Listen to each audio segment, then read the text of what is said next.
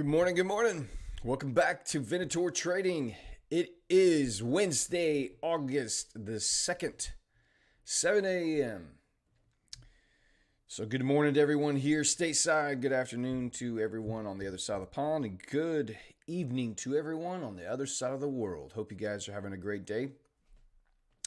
This is the $10K to $2 million funding challenge sponsored by Bespoke Funding Program. One of the best in the business right now. One of the best. You can use code Venator. You get 15% off and an 85% profit split on any challenge with Bespoke Funding. So hope you take advantage of that. But I hope you had a great day yesterday. Not sure how your trading ended up, but there were no setups that showed up after we got off the stream. It was fine. The news hit, and then the market really just did nothing. We have more news today. We've got some unemployment numbers coming out. ADP job numbers comes out. I can't even talk at 8:15, so a little bit earlier than normal. Man, I got stuff in my eye. So we'll obviously be watching that. Woo! Man, I felt like I slept pretty good, and I've been up for an hour already, but I guess my brain's still trying to wake up a little bit. But glad you guys are in here. Welcome in Michael, Kenneth, Cisco, Deadpool, Biolamansky, Adrian, Alpha Bridge, Otts King. Otts King, I don't think I've seen your name in there unless you just changed your name and you're somebody else. But good morning. Welcome in. Glad you're here. Glad you are here. Michael D, how's the challenge going, man? How is the 10K challenge that you won? You doing okay with it? Let me know. But man, the markets overnight didn't really do much. We've got nice relative equal highs up here. We've got nice relative equal lows down here. A daily fair value gap. Price came back up in overnight right into, good Lord, I cannot stop yawning. I'm sorry. Came right back up into an OTE off of this in the order block and fair value gap right off of that overnight. Nice little OTE order block entry. I mean, just wicked right off the middle of that zone. And consolidate a little, but then it eventually did fall off. It's almost reached that 0.5 standard deviation down there, but not quite. I could see today being a news release where we pop down, grab some money, go up. But we'll have to wait and see what's going on. Tuesday, is this the low of the week? Yesterday, got Friday's low. Goodness. Why am I yawning so much? I don't understand. Michael not taking any trades yet. Still just waiting for good setup. Patience is key. Absolutely, buddy. Red Ezekiel, good morning. Overplayful, good morning. Welcome in. Oh, I need to wake up, man. I got something in my eye and it will not. I hate that feeling. Oh. Galaxy Tab, good morning. Or good afternoon, depending on where you're from. I found out I have my... I don't know how to feel about this. I don't know if it means it's a good thing or a bad thing. I mean, it's definitely a bad thing, but there's some part of it that's also like, that's kind of cool, I guess, but in a really bad way.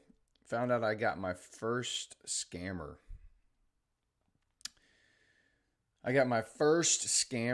On Telegram. I had someone message me on Twitter and show me there's a Telegram channel that someone is using with my logo and my name and trying to scam people out to invest money in their crypto their crypto game.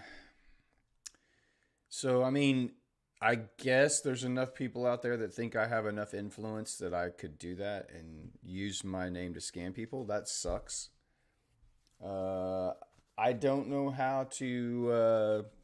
I don't even know what to do about that. Like, I don't know. Is there like Telegram police that you can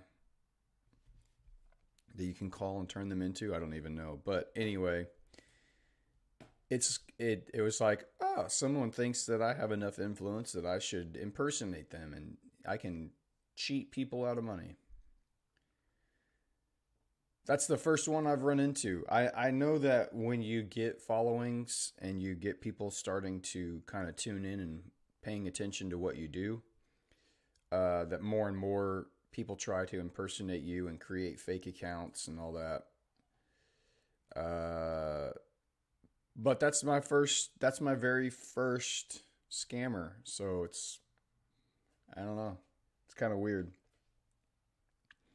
Kenneth says, holding a swing trade on Aussie Swiss right before it dropped. Let's go. Good job. I'm from the Caribbean, 7 a.m. here. Well, welcome in. Caribbean, where are you at, Galaxy Tab? In the Caribbean. Dominican? Puerto Rico? Trinidad. Nice. Very cool. Well, I'm glad you're in, man. We're on the same. No, you're an hour ahead of me. You're an hour ahead of me if it's 7 a.m. there. Kenneth, it's so quiet right now on the stream that only means one thing: the dogs are not awake. They are not. Yeah, it takes about an hour and a half before they come down and start chasing off all the bad guys that are laying in wait right out of the back door, trying to kill us all. Alpha, well, I mean, scammers are super efficient nowadays. We'll always try anyone new they find to start scams. Yeah. Yeah. They spend so much time and energy just trying to scam people. Like, just start a business. You put all of this time and energy. Just start a business. Like, you have it takes so much mental effort to do what you're doing. Just why do you have to cheat? I don't get it. Kenneth says, it means you're popular enough now to make someone take the time to try and use your name to scam others. I guess. I don't know. I don't feel like I'm super popular yet. I definitely don't feel like I'm popular. I don't know. To me, it's like until you've got like several thousand followers at least on Twitter and several thousand subscribers on YouTube, I just still feel like you're kind of in that, at least in the trading community. I'm not in the social media universe, because obviously there's people with hundreds of thousands, millions of followers, right? But in the trading world, I feel like you have to be, somewhat significant. You need several thousand, some like 5 to 10,000 or 10,000 and above. That's when you really, I feel like that's kind of the number that I've always got in my head of like, man, if you have 10,000 followers, you have a big community in the trading world. Not that having 1,000. I think we're at like 1,200 on Twitter is what I saw yesterday. That's a great number. I never thought I would be at 1,200. We're about to hit our 3-month anniversary of starting. 3 months in now, almost. In about, well, we have about 2 more weeks, so about 14 days will be our 3-month anniversary, our 12 days, around August 14th. That'll be our 3-month anniversary. And that's awesome. 1,200 followers. Great. Yeah. But I love the size of our little tribe right now. It allows us to really interact in a much more engaging kind of way. And I can keep up with each of you a little bit better. And when it gets bigger, that's just going to be harder to do. So I don't feel like, all that to say, I don't feel like I'm popular enough to scam my name. So there was a little bit of like, well, somebody thinks that you have enough influence that you could scam somebody. And there's like, it says there's like 40 subscribers to that Telegram channel. I'm like, surely not. Surely those are all bots. Anyway, I hope people are not losing their money over there, and I don't even know how to shut them down. And I don't have the energy to spend to try to figure it out. So anyway, good afternoon, George. Welcome in. I do have official links to your YouTube bio and description. That's a good thing. I do have them in my Twitter. I have my, and it's just to the YouTube. It's just to the YouTube channel because that's all I have. I have Twitter and YouTube. That's it. That's all I have. I'm working on, and when I say working on, I'm not doing anything, but I'm working on trying to get a Discord channel up for everyone to hang out in when we're not in the stream. But, and really I should just open it up and then maybe let somebody be a moderator and they can create channels or whatever, because let's be honest, I'm not going to do that. Red, avoid news today, right? Yeah, we will wait until after the news hits at 8:15. So we've got about 1 hour before we will do anything setup wise. We're not going to take a trade before that ADP news hits. Hey, Trading Night. Hello, Venator. Crazy stuff. The fact that Kimmel Trading was talking about on Twitter. Yes, I saw that. I did see that. So Kimmel Trading, very popular in the space, has a pretty big YouTube following. And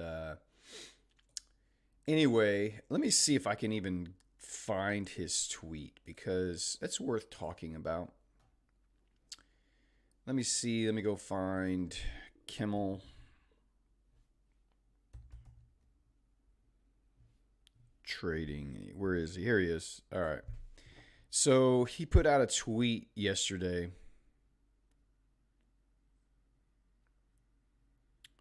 Let me find it. I got to scroll through. So here's his tweet. And I'll just put this up here. Let me just put it up here. Whoop. All right. So he says prop firms will ban traders and then silence them by saying they will sue them. They also remove traders' leverage and accounts when they are highly profitable. Silencing them by saying, we'll remove your accounts if you talk. This is straight up crazy, and much of it is silenced. And then he goes on and he says, don't get me wrong, ban cheaters ASAP. What bugs me is when silencing profitable traders just because they didn't A-book them, and now they are taking a hit on their profit margins. That's just plain evil. Why is it not talked about? Well, I just told you. Worst thing is then seeing those people boasting online. That's what rubs me the wrong way. So he's saying that there are prop firms that will basically just take away an account or reduce the advertised leverage that traders have available to them when they are highly profitable because they didn't A-book them and they don't want to pay that trader out because it will cut into their profit margins. And so they just will ban the trader, kick them off, or just reduce their leverage. And they say, look, we're going to let you stay here, but you can trade. You're going to have to trade like this now. and we're not going to pay you out those profits. And if you talk about this, we'll sue you. I have never heard of this happening, but evidently Kimmel has. And the way he's talking about it definitely makes it feel like this is more common or becoming more common than people realize. I actually commented on this tweet and asked him if are there some firms that do this more than others, and of course he declined. He was more than willing to throw a grenade into the social media world with this opinion. And then when pushed on being more transparent about how this or who this is, he refused to do that. And he basically said, look, this is the world in which I live, and I don't want to burn bridges and blah, blah, blah, blah, blah. So here's my take on that. My take is I don't see prop firms. I don't see how let's say like the Big 10, or let's say even the Big 5, the top 5 prop firms. I don't see how they can do this and it not have blowback on them publicly in some way, because they're making a crap ton of money. So the funded trader program, my Forex funds, FTMO. I think FTMO has banned some people before, but they usually have given reasons, and those people have come forward and been public about it. But there's usually some other break of the terms and conditions. Just from being highly profitable, there have been very few people that maybe it is FTMO he's talking about. I know that they have banned several people, but I don't know the extent or who that all is. But you got to be careful. You got to be careful, because you get in with these new prop firms. If they don't A-book you and you get really lucky on a funded account, they may come up with some squirrely rule or just decide behind the scenes, screw you, we're not giving you that money.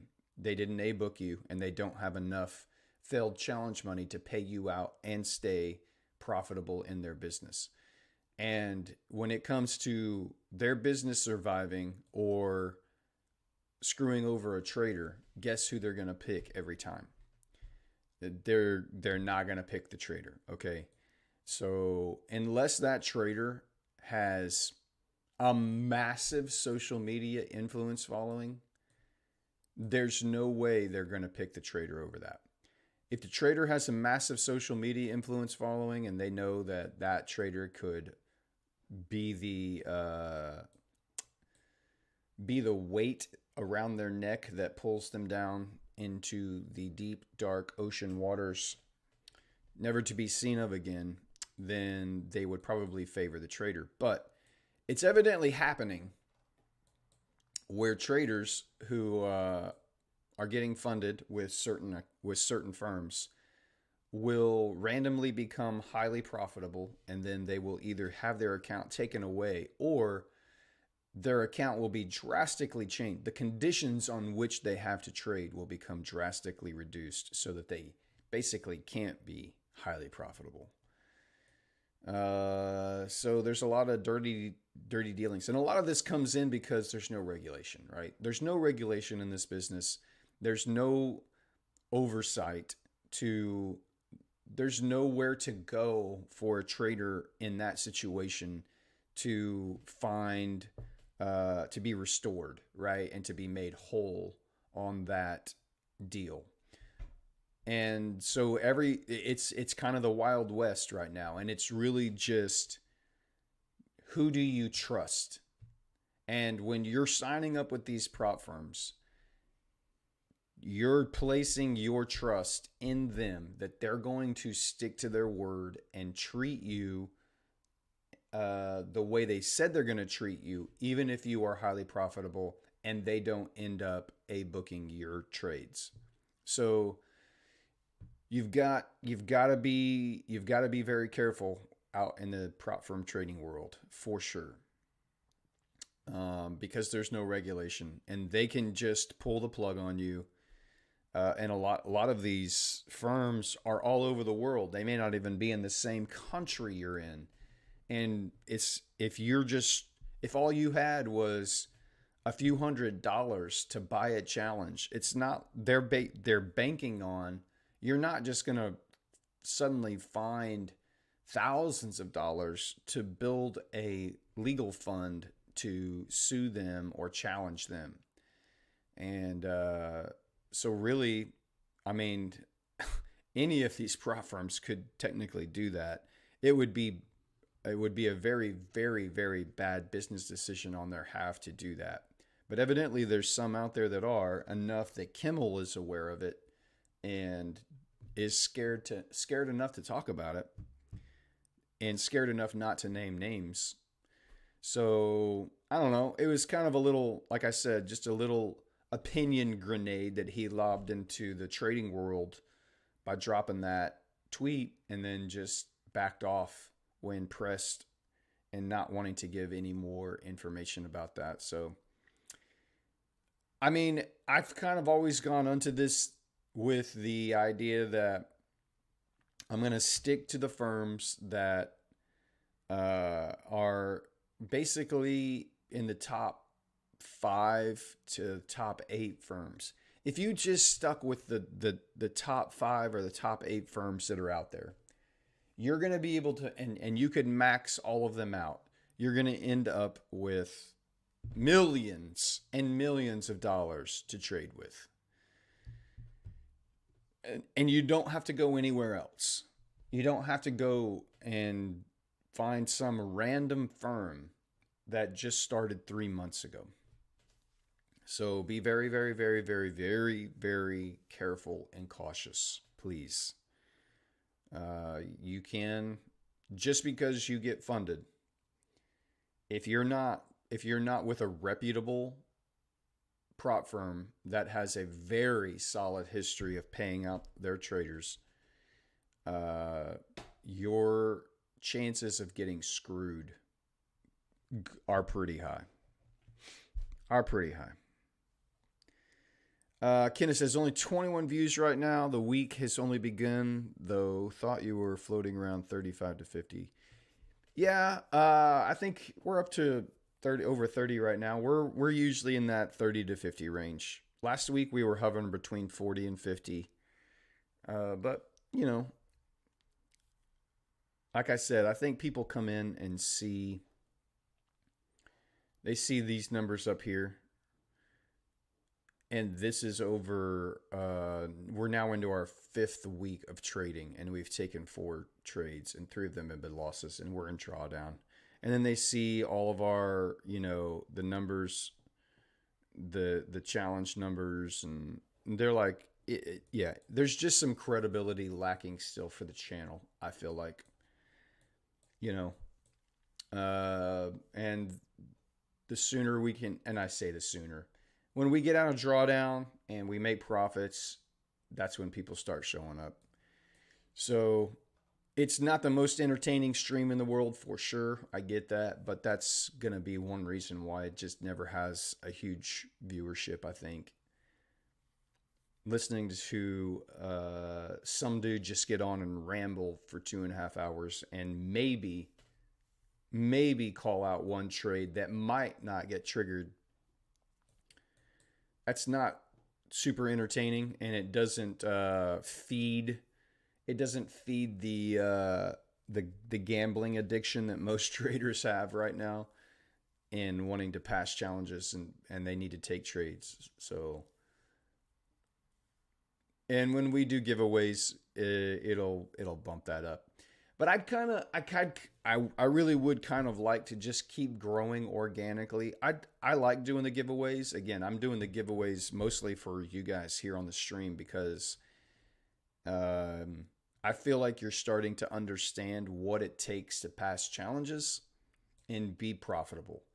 And so to be able to reward you with a free opportunity and take advantage of that, that's really why I want to do the giveaways. But when you do them, it does expose more people to what you're doing, and more might stick around a little bit at a time. So organic growth, that grassroots movement kind of growth, is typically going to be a more loyal following and is typically going to be the people that actually want to learn, and they're not just kind of, I don't know, I call them looky loos. They just come in and kind of check it out real quick. When I look at my analytics, after the stream, we have about 250 people that come into, and like around 200 people a day show up and check out the stream at least for some percentage of time. So, I mean, 200 people coming in every day that's a good number. Now they're not all here at the same time.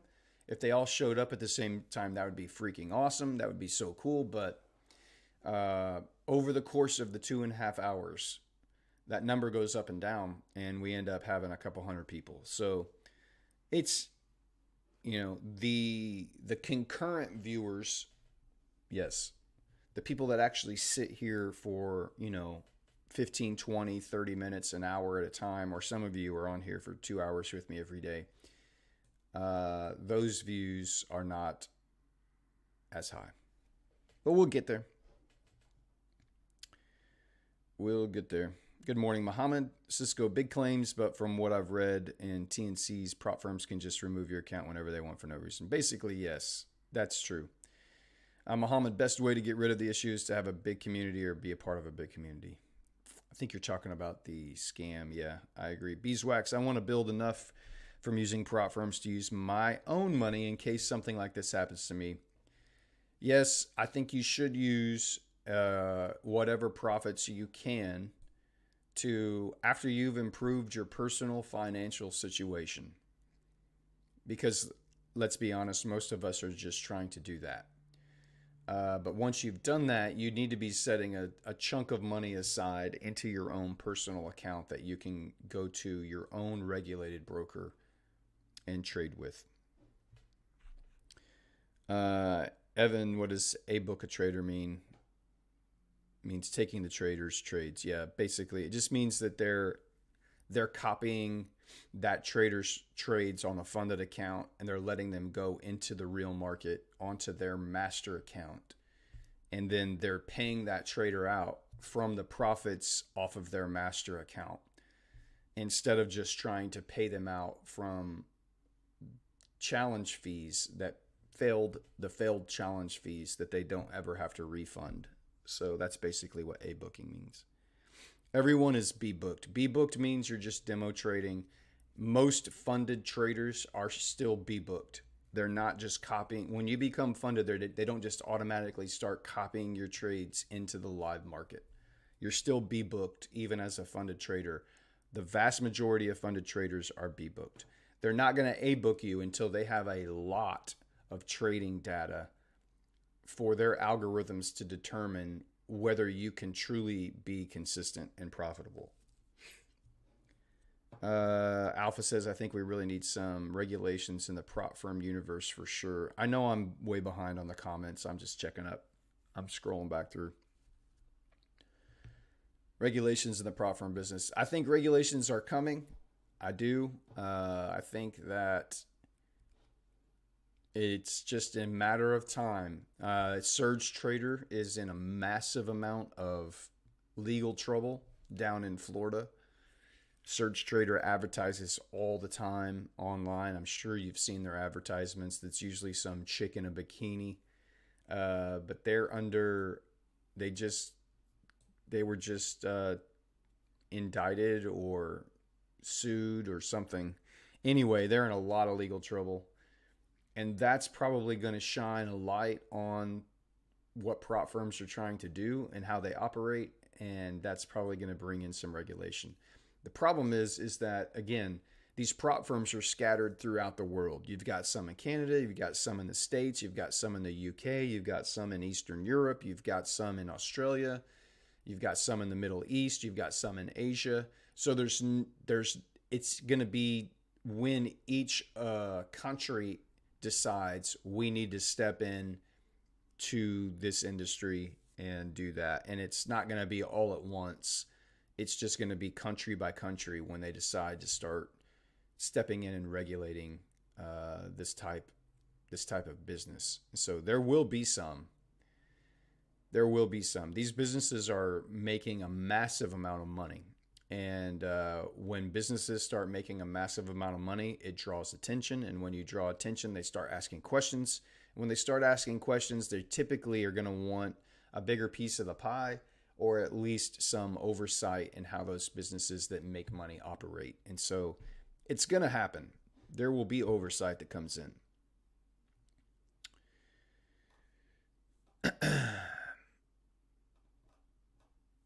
I'm still scrolling, sorry. GG says, I think this is a problem related to high leverage gamblers which hit home runs. They will not pay them due to them negligence, obviously, but it is what it is. You're playing their game. If that's the case, they should just put in a consistency rule into their terms and conditions. Like, hey, look, once you're funded, if 9 out of 10 trades, you're trading just one lot, two lot, and then on your 10th trade, you trade a 20 lot and you actually get lucky. That's not something that's not real. That's not real live trading data. That's inconsistent. Just set up a consistency rule if that's the case. Make it clear that we're not going to pay out what we perceive to be luck. So I know that's highly subjective on how you define what luck is, but I mean, you can look at a trader's history and see how they normally trade, and then you can tell something that sticks out like a sore thumb if they get lucky on a big lot trade or something. So I get that. Prop firms need to protect themselves, but they should just be upfront about it. Cisco says people come in and see Venator do nothing and think this is too slow. That's yeah, Cisco, you're completely right. You are completely right. Nothing yet. Gamma Capitals, no updates. There's no trades. We're waiting for news to hit in about 45 minutes or so, and then we'll look to see if we get any setups. Smash that button, guys. Says Biolemansky, I agree. Please hit that like button if you're in. I would appreciate the likes. It does help. Also, being in drawdown will put off the gamblers. Yeah, but I mean, being in drawdown, obviously they're probably in drawdown and they come into the stream to try to save their account and they realize, oh look, this guy's in drawdown too.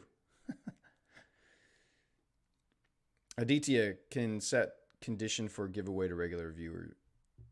I wish I could. I mean, we can just do it on the stream. I don't have to tell anybody about it. But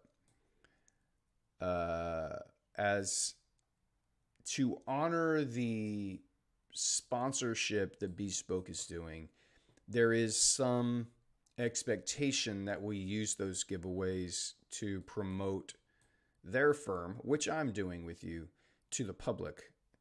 And it is a way for other people to be exposed to the stream too. But not every giveaway will be to the public. I think I'll do some flash giveaways here just in the stream too. So I just got to figure out how to do that. There's no problems for traders even if they make 20% in 2 weeks gradually because they risk less on you. Yeah. Cisco, I found you from Bespoke Interview and came first because of the giveaway. Yeah, the giveaway definitely has brought some more regular viewers in. And the interview with Bespoke obviously was a big bump. It's still, I think, their highest viewed video currently. So it's still doing pretty well over there. So I think, more and more people are getting exposed to that. Quite honestly, the way this channel is going to grow is through me being a good trader. I mean, let's be honest. Passing challenges and getting payouts is what builds credibility as a trader. So when we get back into that kind of flow from a trading perspective, the channel will be just fine. And look, I'm fine with it just being 30 viewers. Like, y'all, I'm not complaining about that. You guys are awesome. I'm so grateful for the way that you guys show up here every single day. I love our small little tribe. It's fantastic. If the next 6 months, this is all it ever is, I am totally, absolutely, 100% okay with that. Because I'm going to be trading every day. I'm just streaming actually helps me. It helps me deal with the boredom and the slow pace of how this actually works. So I'm more than happy with you guys being the only guys that come in and watch. So don't ever hear me talk about only having 30 viewers as though I'm disappointed in that, because I am not. You guys make this stream as good as it is, because without you it would be horrible. H says, I don't trade the same strategy, but view the chart similar to you. Keeping the streams up in the background helps with the loneliness. That's great, H, and I'm glad that's helpful. Having someone else talk you through it, and just even watching, even if they don't trade your strategy, I totally agree. It's just nice having some people that are doing what you're doing, and you know that they're doing what you're doing at the same time as you. It can be very helpful. So yeah, I'm glad that's the way it works. Alpha Brad, when you're done with this challenge and you reach 2 million subs and viewers, gonna explode 100%. Yeah, I mean, probably every time I post payouts and post updates and profit splits, the channel grows. Which indices are available on BFP? So you can trade pretty much all of. They're not like the futures. They're the CFDs. So it's like SPX 500, NAS 100, US 30. I think they have the DAX, the FTSE. They have all of the major indices you can trade. So they have all of them. Kaijin. Cisco A booking, the master account can scale up or down your lot size as the firm deem appropriate based on the data they have about you. Yeah, my fund at FX did put out a video about A booking and just how they can choose to copy trades. They can copy them trade for trade. They can 2x your trade. They can half x your trade. They can reverse trade you if you're a bad trader. They can just take the reverse and profit off of your misdirection. So, Red Ezekiel, I'm on a drawdown now, 2%. Wow, 2%'s nothing, Red Ezekiel. Don't be sad about that. I'm down 6%, bro. I'm not sad. Every week we see new prop firm pop out of nowhere. Maybe the money at the end is the reason, yeah. New prop firms are like new crypto coins. Everyone's creating one. There are a bunch out there. You have to be careful. You have to be careful. They cannot. I don't know how they can sustain themselves unless you're launching a prop firm as a social media influencer with tens of thousands of followers. And right off the bat, you have a very large pool of customers that are loyal to you, and you have all of the good back-end systems to help support that business. I don't know how you can. It's so competitive and saturated right now. It'd be very difficult to find enough people to consistently pay your challenges for you to be profitable, I think my fund at FX, not my fund at FX, my Forex funds tweeted, I don't know, last week or earlier this week, but they said that probably sometime this year, in the remainder of this year that their trading profits from profitable traders will be larger. The revenue from that will be larger for the first time, and they've been around for 3.5 years. For the first time, their trading profits will actually be making more money for the business than the challenge fees. So what does that tell you? It tells you that it's going to take you 2 to 3 years that you're going to be basically relying on people failing your challenge to support your business. That's a long time to think that that's where most of your money is coming from, is people losing. That's a dangerous line to walk. So you've got to trust these businesses, the firms that have been around for, a year, 2 years, 3 years. Those are the ones you want to stick with. Not that they can't go belly up either, but it's probably less likely that happens. Hey Chase, welcome in. Diago, if you keep this up, you'll have a lot more than 30 people in a year. I'll be interested to see where we are by the end of this year. I mean, it's August. We're averaging somewhere between 30 and 50 viewers pretty consistently.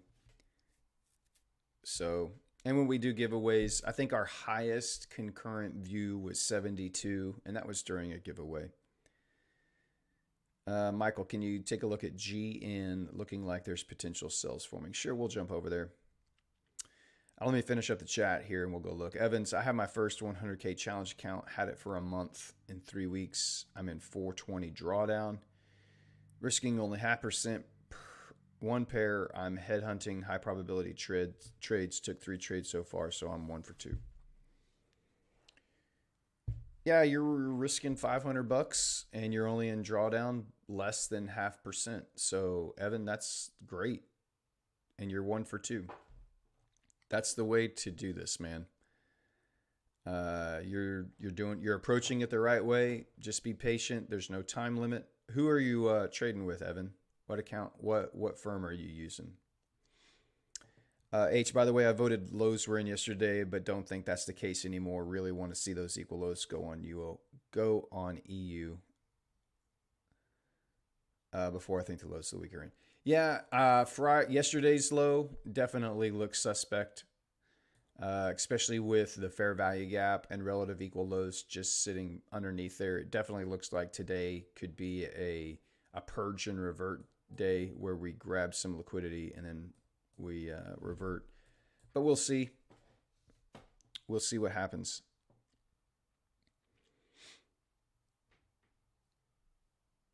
Slippage is pretty bad. Muhammad said slippage is pretty bad. With who, Muhammad? Bespoke's funding slippage, I have had no problems with at all. Their raw spreads are fantastic, and I've had basically zero issues with slippage. To add, EU came back into the 4-hour breaker during Asia. Expect to continue. Yeah, I definitely could see some lows, some sell side liquidity getting tapped in here. Bespoke paid out just over $1 million to traders in July. That was a huge accomplishment for them. That's a great sign of health, that their business is sustainable and doing well, and that they're paying out a massive amount of money to their traders. $1 million is a hell of a lot of money. And they paid that out to their profitable traders in July. So good sign of health. We came into a daily fair value gap on the DXY. Yep, we did, but there is still an open daily fair value gap above. Guessing we won't see DXY weakness until that daily fair value is tapped. Good. Could be H. Could be H. We'll jump over and look. Good morning, John. Welcome in. City Imperial won that on a giveaway. Oh, sorry, Muhammad. I apologize for that. Yeah, City Imperial or Imperium, whatever it is. They're not one that I would recommend. They are not on my recommended firm list for sure. Sorry about that you're experiencing that slippage. But if it's a free account, I mean, Do your best with it. See what you can do. Somebody wanted GN. I can't remember who that was, but we'll go look. GBP NZD.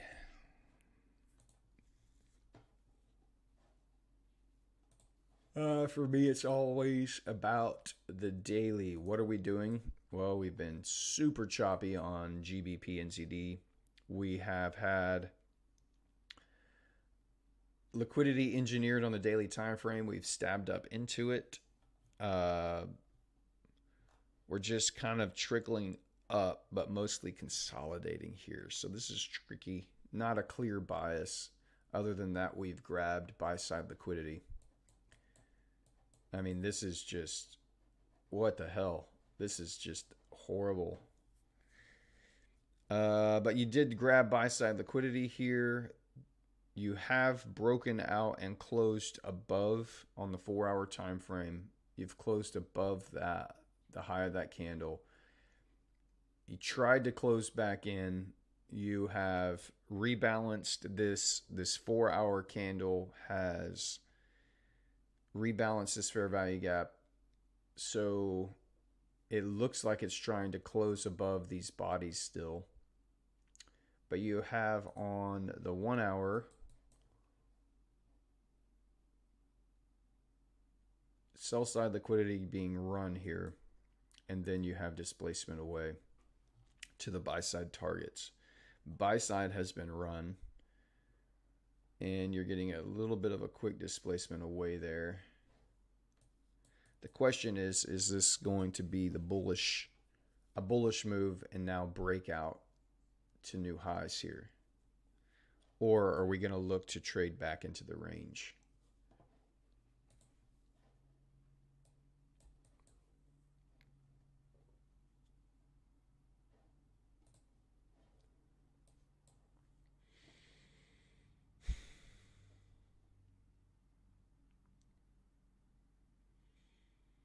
I mean, I see the fair value gap here, and I see the breaker that you're identifying as a run on liquidity and displacement away. The thing you got to be cautious about here is that what's up here? This draw on liquidity here above this region. And since the beginning of the year, you've been in an uptrend. So if you're willing to say that this is a top, and it did take out this buy side, and this buy side is going to be left alone, then you could say you're bearish. But you're in a big choppy range right here. You've closed out above it on the 4-hour time frame. So I would just be very cautious on thinking that this is going to go lower. On the higher time frames, you actually grabbed sell side liquidity here so that you could run higher.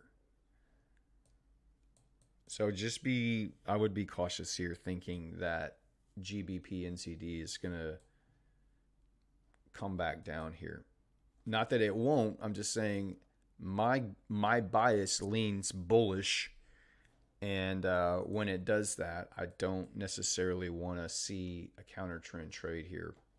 It could work out. It could work out. You've definitely grabbed buy side liquidity, but you still have these higher time frame draws on liquidity a little bit above you. And the 4-hour is definitely showing a willingness to try to close back outside of that range again. So I would be cautious here on thinking that this entry would be protected.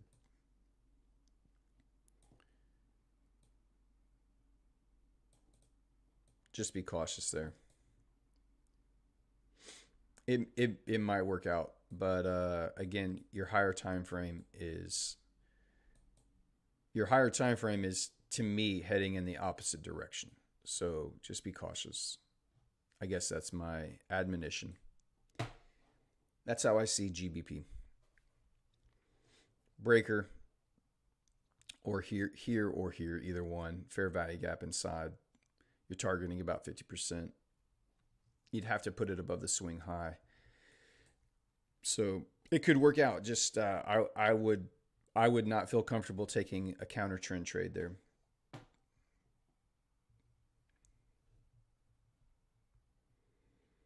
Evan says, thank you. I'm using Level Up Society. I'm from Miami. It's Lambo Rao. I'm sorry, Evan. I went his way because his in reach in case anything flaw happened on there and I can easily kidnap him.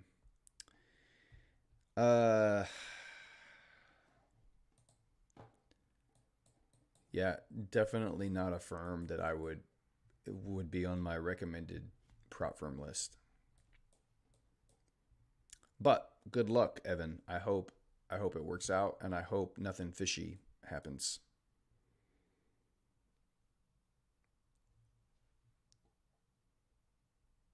Level Up prop firm Discord is totally dead. No update for the last month. No general chat option in Discord. Don't go with them until they are active again. Yeah, there's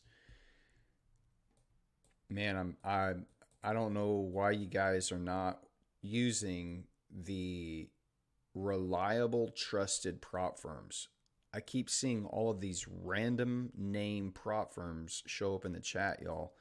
And if they're giveaways, cool. But if you're paying money, go with a firm that has a massive public following, has massive amounts of payouts, has consistent and active social media accounts, that interacts with their traders at a high level. Like don't put your money into these other firms. You are just begging to be a sob story on social media when it doesn't work out. Not that I'm not saying that City Imperial and Level Up Society and these others that you're using, I'm not saying that they won't pay you. I'm not saying that it's going to crash and burn. But I also wouldn't be shocked for you to come and tell me something bad happened and me be like, well, that doesn't surprise me. Versus if you were with like Bespoke or My Funded FX or My Forex Funds or the Funded Trader Program, I would be shocked if something bad came up with any of those. So guys, you gotta protect yourself. You gotta make better decisions with your prop firms of choice. There are so many good ones. Don't just go with the small random ones that are out there. You're asking for trouble, in my opinion. When you have 3 to 5 stable and solid prop firms on the market, choosing some very new, questionable, few months old firm just doesn't make any sense. Yep, that's. I mean, you basically just said what I said, in probably in a way better, shorter, concise way. Thank you, Alpha. 100% agree. City Imperial was giveaway. That's why I'm using. Again, yeah, if it's a giveaway, you win a giveaway. Cool, I get it. Try it. There is no financial risk to yourself in that situation, other than you spend all this time. Let's say you spend all this time, and let's say you take a couple months and you get funded, and then you run up a funded account, and then they're like, oh, well, you know what, we're not going to pay you out, that was just a giveaway, we're not going to do that. So then you've wasted all this time. I'm not saying they're going to do that. Don't hear me say that, okay?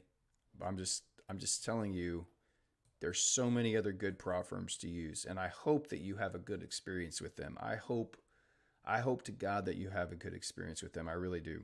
I want nothing but the best for you guys. That's why I'm protective of you, and it doesn't irk me. It just rubs me the wrong way when I see y'all keep going with these firms that no one's ever heard of before. They do now. FTMO now does. They've removed their trading limits, so you can go with them when you get a chance if you want.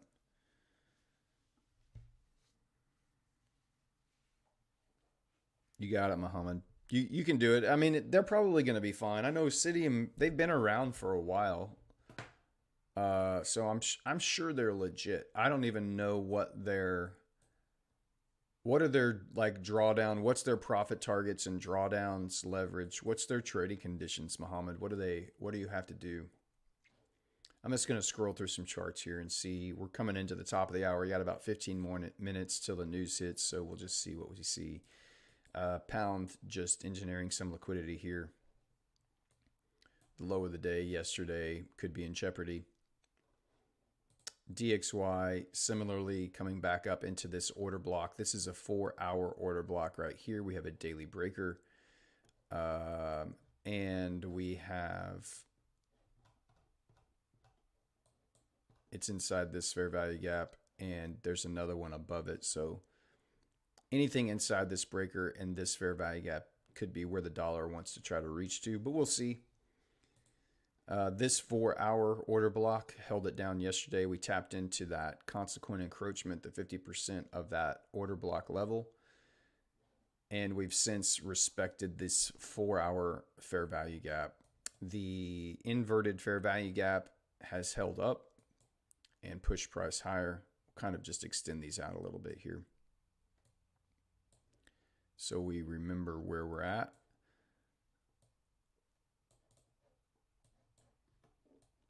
So this order block here is kind of like, hey, what does price want to do with this order block? It reacted off of it beautifully yesterday. Does it want, is that the high of the week? Is the news just going to send us lower from here? Hard to say. We won't know for another 15 minutes. It could just push everything up and fill in some of these imbalances up here. You do have some relative equal highs up here at the 103,500 area. So that'll be, if it gets through this order block, that's where our attention turns, is these highs up here.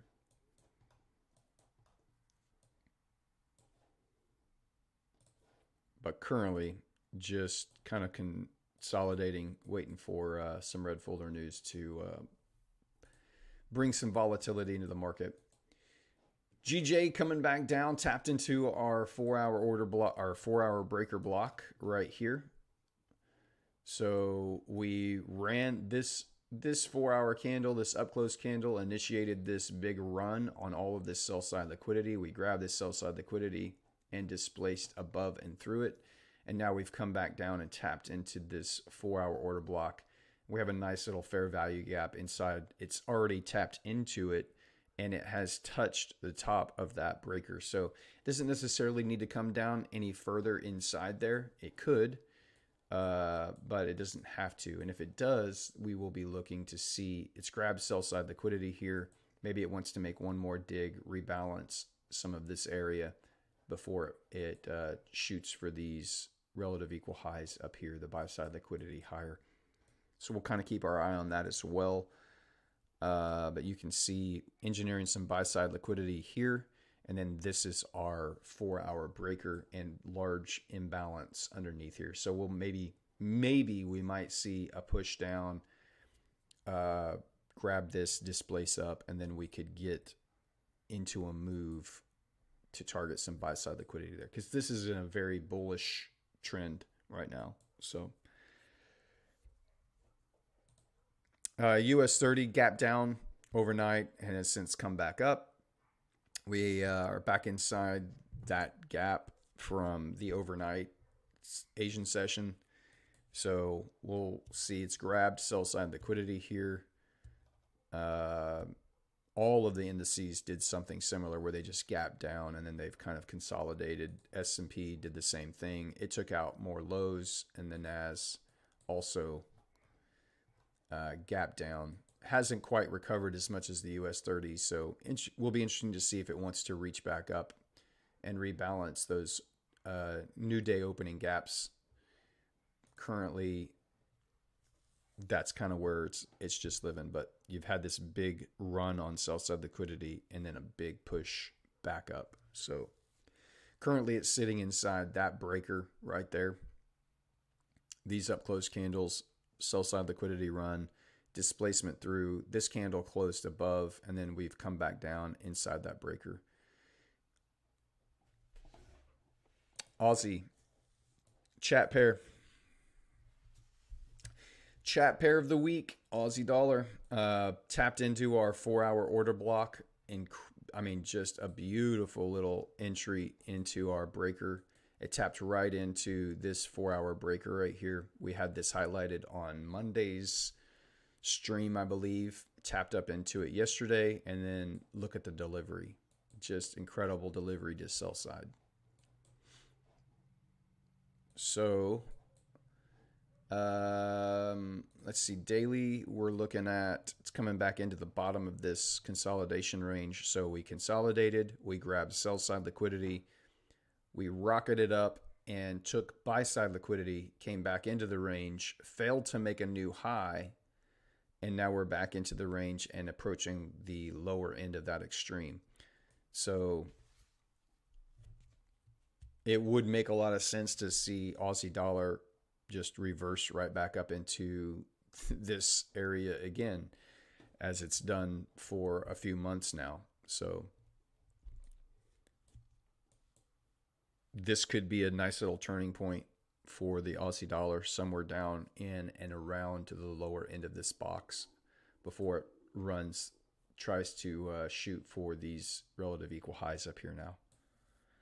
Of course, you have your swing level down here where there would be a lot of liquidity built up as well. There's going to be liquidity under here, anywhere under here, under all these lows. We've already tapped into it, so we'll see how Aussie wants to respond when this news hits. Got about 10 more minutes or so. That's about it. Those are our pairs. So we'll just head back on over to EU, and we'll just hang out here until the news drops.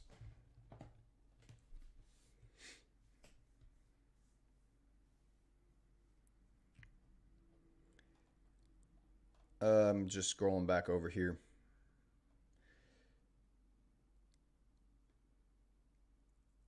What's the defining factor for someone who makes it in trading versus not?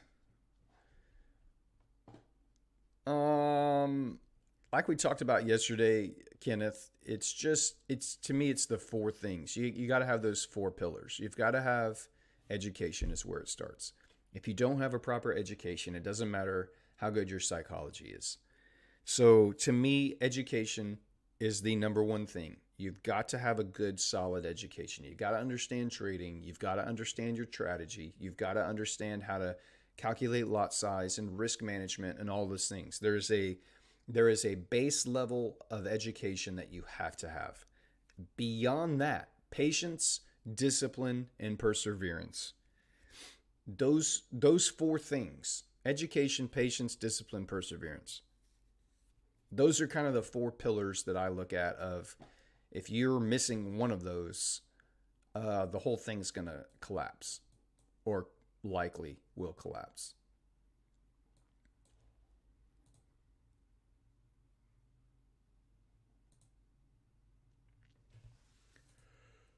Oh, goodness.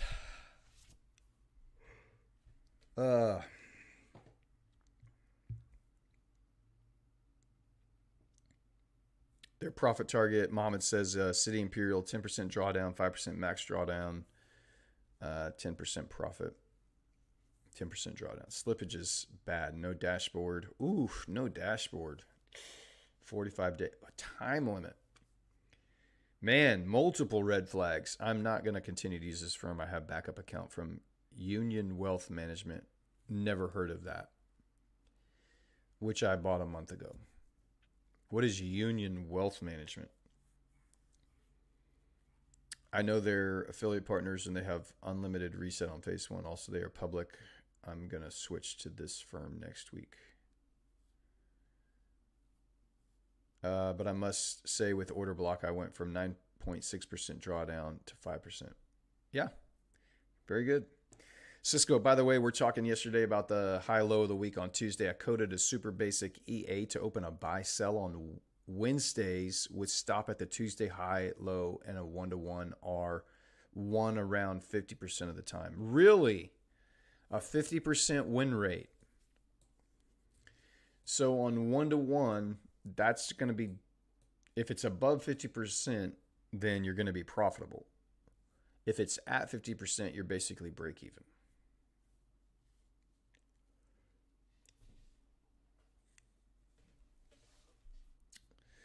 Risk and half percent. Cool. Cisco. So I feel like there's something there if entry is refined, tested over the last 10 years. That's incredible. That's incredible. Good morning, Michael Dahl. Welcome in, buddy. Good to see you back in the stream. Haven't seen you in a few days. Hope things are well over there in Denmark.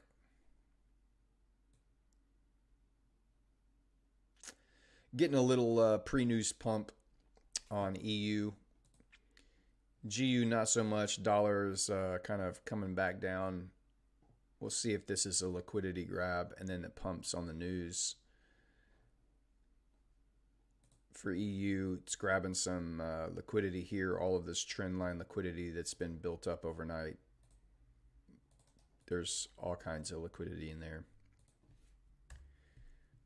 So we'll see if this is just a little pre-pump to run sell side here.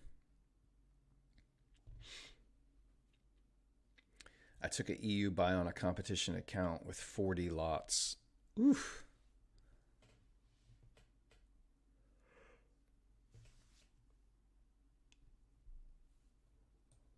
Man, those competition accounts, they're fun to paper trade with. Just don't bring, there is a little bit of a danger in thinking that there's a little bit of a danger that when you use those competition accounts, some of that like gambling mentality can seep in to the way that you trade challenges. And it's fun to trade. I've been a proponent of, look, if you just have that itch you want to scratch, those competition accounts are good for that. But just be careful, because you can get lucky on a competition account and throw on a 40 lot and make a crap ton of money, and then you're like, oh well, I'm just going to go do that on my challenge. Look how lucky I got on that. I can get lucky on my challenge, and then you get burned. So just be careful. It's fun to trade those competition accounts, because you can throw, some of them have max lot sizes now to kind of keep the gambling and the lucky traders, kind of supposedly keep the lucky traders a little bit more confined. But Michael says, yeah, I haven't been trading much. Higher time frame isn't clear to me at the moment. Hasn't been a whole lot of movement. Just chilling this week. Yeah, me too, man. I haven't taken a trade we didn't take a trade at all last week, and we haven't taken one this week. So we're 8 trading days in without taking a trade.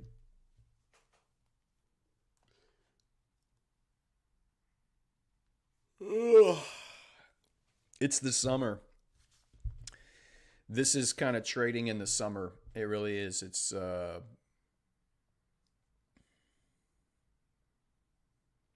of boring.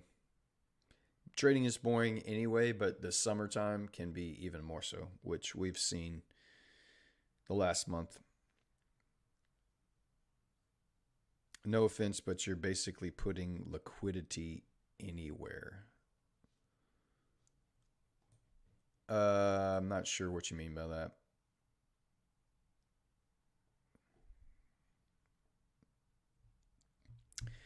I saw a person took 861 trades in 6 hours. How is that possible? I don't even understand how that's possible. That's got to be what they talk about with high frequency trading that's banned on most prop firms. It's got to be a computer executing that, like an EA of some kind.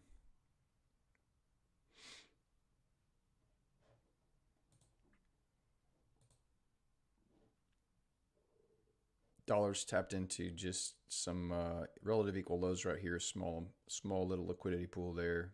We'll see if that's what it wants to reach into.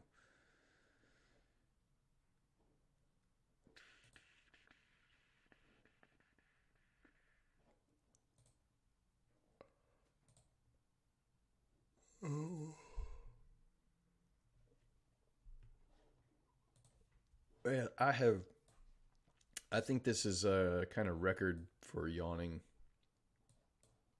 Yawns in the stream. We should start a drinking game for the stream. How many times does Brad yawn?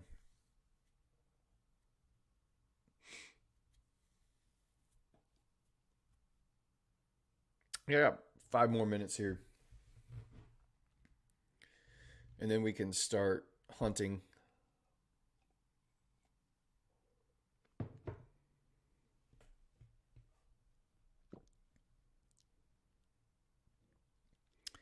For some reason, the prop firm I'm trying to make it on only lets me trade stocks indices. Who are you trading with?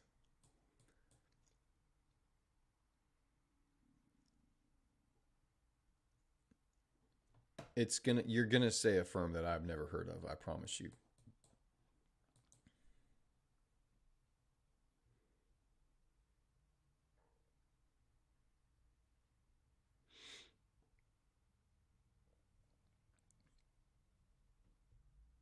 Let's hear it. Come on, chicken.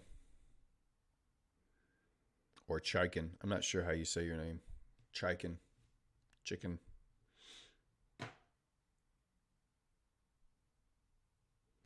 Limex, yeah. This is the stream of random prop firms today.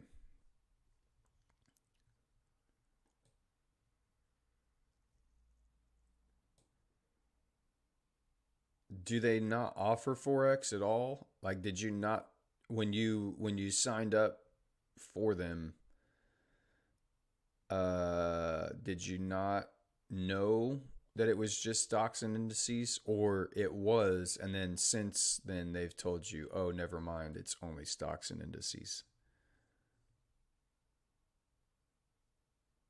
What's up, Sri Dev?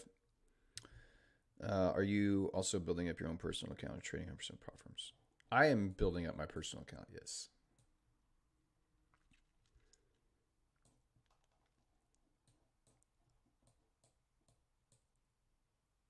But it is not anywhere near the size of assets I have managed right now. Y'all got to do your research, especially on these never heard of prop firms. Yeah,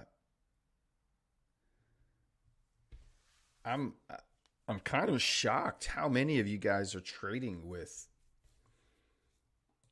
B plus and C plus and D plus firms. That's kind of scary to me. There are so many good firms out there and so many that have very affordable pricing right now. Like Smart Prop Trader, best prices in the industry. Uh, I mean, if money's an issue, there are good firms, good, reliable, profitable firms that are going to pay you out. You don't have to use these no names or new names. Like it, I'm kind of shocked by this. I didn't know I added the symbol, but then on the new order area, it didn't let me trade it, so I went and checked it. It's only indices stocks. So basically, I mean S&P trading that just the S&P is fine. It is what it is. It's fine. All right, news coming out here in about 30 seconds. Let's. I'm gonna take a pause here. I'm gonna pull up my ADP coming in 20 seconds. We'll see what that number is. We'll see some kind of reaction here, and then we'll let this 15-minute candle close. This new 15-minute candle. We'll watch and see what it wants to do, and then we'll start hunting. So here we go. There's your drop.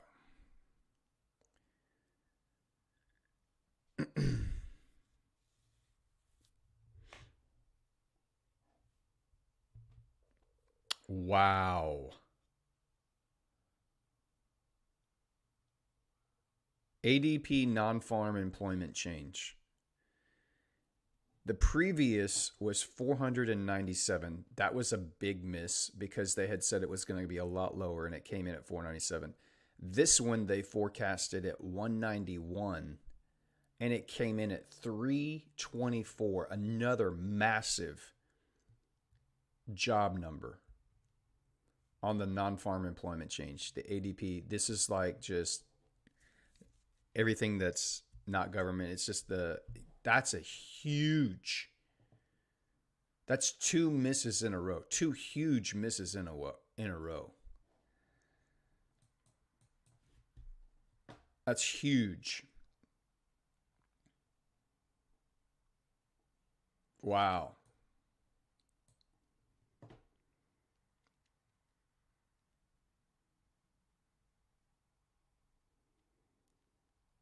I'm not sure who's forecasting, but they've done a horrible job the last 2 months by several 100,000 each time. Like, it's not even close. It's not like it missed by 5,000 or 10,000 or 50,000 or even 100,000. Like, they were way off 2 months in a row. The economy is just adding hundreds of thousands of jobs right now.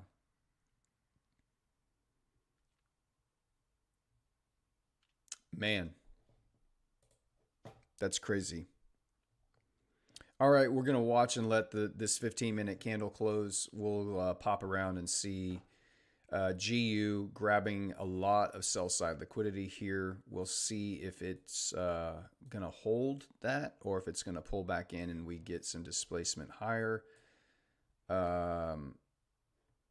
Definitely is taken out Tuesday's low, so we have a new low of the week here on Wednesday.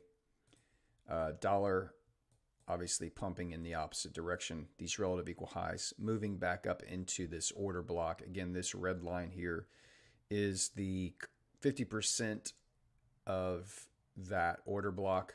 So we'll just kind of watch that. GJ not dropping against the yen here like it did against the dollar. US 30, not much reaction there on that ADP news. Kind of pulling back into this fair value gap a little bit more. Aussie did take out sell side liquidity right there. So if we get some displacement higher, we might be able to participate in that. But we need to see this 15-minute candle. It just started. It still has quite a bit of time left to print. The indices not having any big significant reaction to that news there. The market, the soft open at 8:30. We'll see if we get something there.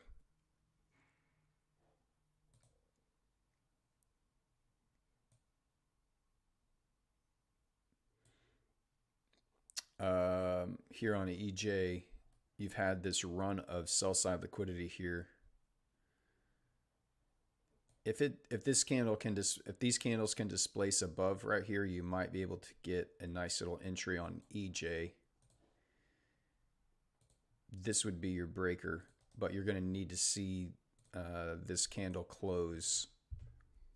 You're going to need to see this candle give some displacement above that high. And then you're going to need to see the next candle leave a fair value gap. So you've got some time here on this development, but that's a potential setup forming here. We'll watch that. GN never came back up to that breaker.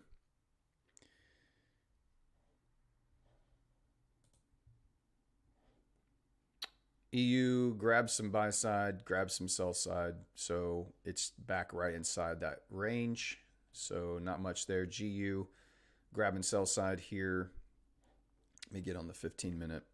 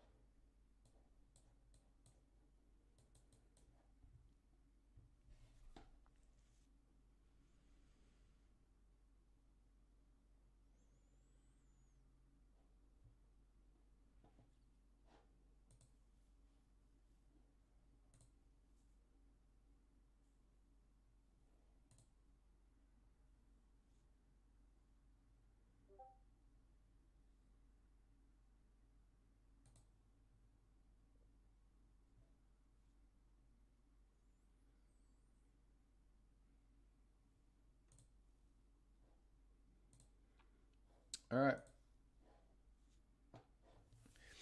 GU had the strongest reaction there out of all of that.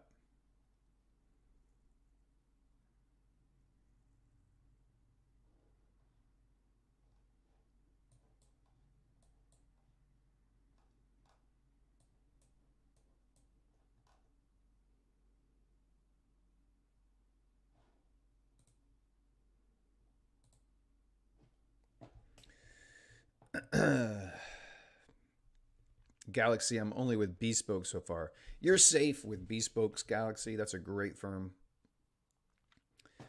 Has anybody used the discount code yet? I would love to know if anyone has used the Venator discount code yet with Bespoke. Have we had anyone take advantage of that yet?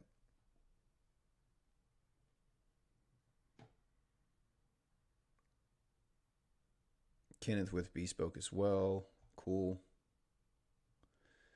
I don't think we would be getting any trades this week too because of red folder news on every day this week on the New York session.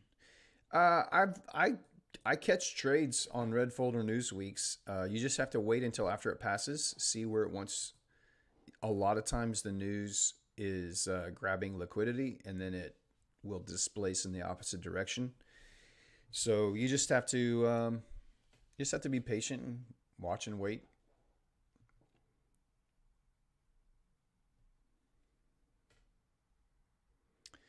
I heavily researched Bespoke before I first signed up, and all these people going with who knows what. Yeah, I'm kind of shocked at the no name prop firms in the stream. I say they're no names. They're just not. They obviously have names. Some of them have been around, but they're just not. There's just way better options out there. So I'm not sure why people are still trying to use them. Where are you getting the actual information from? And how do you use it? I use the news, but where are you getting the actual news information? Oh, the news. I use forexfactory.com. I use this website right here, forexfactory.com. You can see all of the news events. You can see the red folder news events. You can see all of the data. What was the previous number? What was forecasted? And then what actually came in. That's where I'm getting the data from.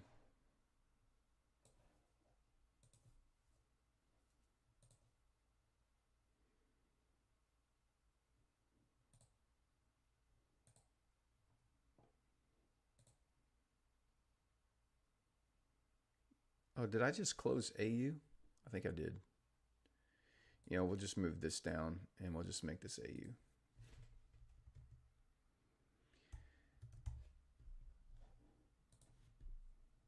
There we go. Now it's back.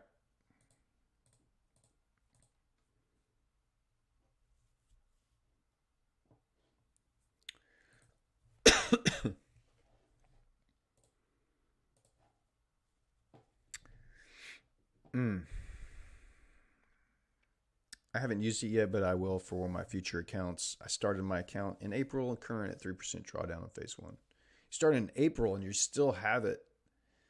That's awesome. Dude, way to go that started you started your account in April, your phase one account in April, and you still have it and you're only in 3% drawdown. Dude, that is great. Good for you, man. Good for you.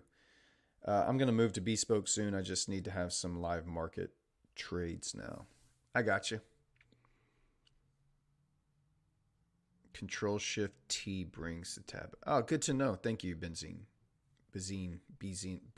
I'm not sure how you say that.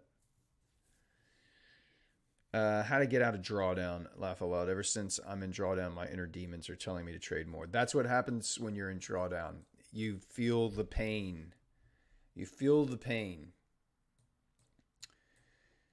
Sammer, it's tough, man. You feel that pain and you're like, I've got to get out of this. I've got to get out of this right now. Drawdown is the worst possible thing to be in. Only bad people are in drawdown. You should never be in drawdown. Get out of drawdown. And you're right, man. Those demons just start shouting in your ear, and it's not okay. How do you get out of drawdown? You get in. You get out of it the same way you got into it, and that's by taking your A plus setups. You only take trades that fit your best setup. You let your risk reward ratio do its job. So you don't change anything. You just keep being patient. You hunt your A plus setup. In fact, one of the best things you can do when you're in drawdown is to not like take 3 or 4 or an entire week off from trading. Just walk away from the account, and after, I promise you, after 3 or 4 days of not looking at the chart, not thinking about it, when you come back to it, you're going to be like, you know what? This is just now the size of my account. I now have this size account to trade with. And so I'm not going to change anything. I'm just going to keep taking my A plus setups, and I'm not worried about it. It's just drawdown, not a big deal. It's really not. Don't make more of it than it needs to be, I guess is what I'm saying. You don't need to make more of it than it needs to be. A couple more minutes here on this 15-minute candle. Certainly no closure down below other than grabbing liquidity here. We'll see what this next 15-minute brings us. GBP definitely closing underneath here. Taking out yesterday's low. Euro dollar not taking out yesterday's low. Dollar closer to taking out yesterday's high than euro is. But they're both just kind of right there. So GJ's still hanging around, not doing anything. AU closing back up after grabbing sell side liquidity. Tapped right into that sell side liquidity. We'll see if it wants to continue to drop.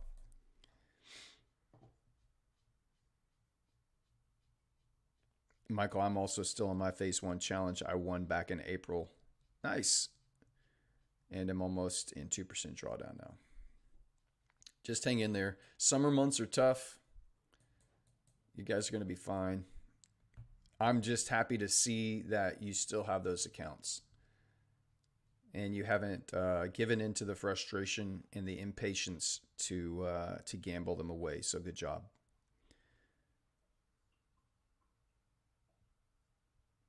Yeah, made me trade on London when it's not my rules. Well, if you break your rules, you're going to pay the price. That's the truth. You can't break your rules.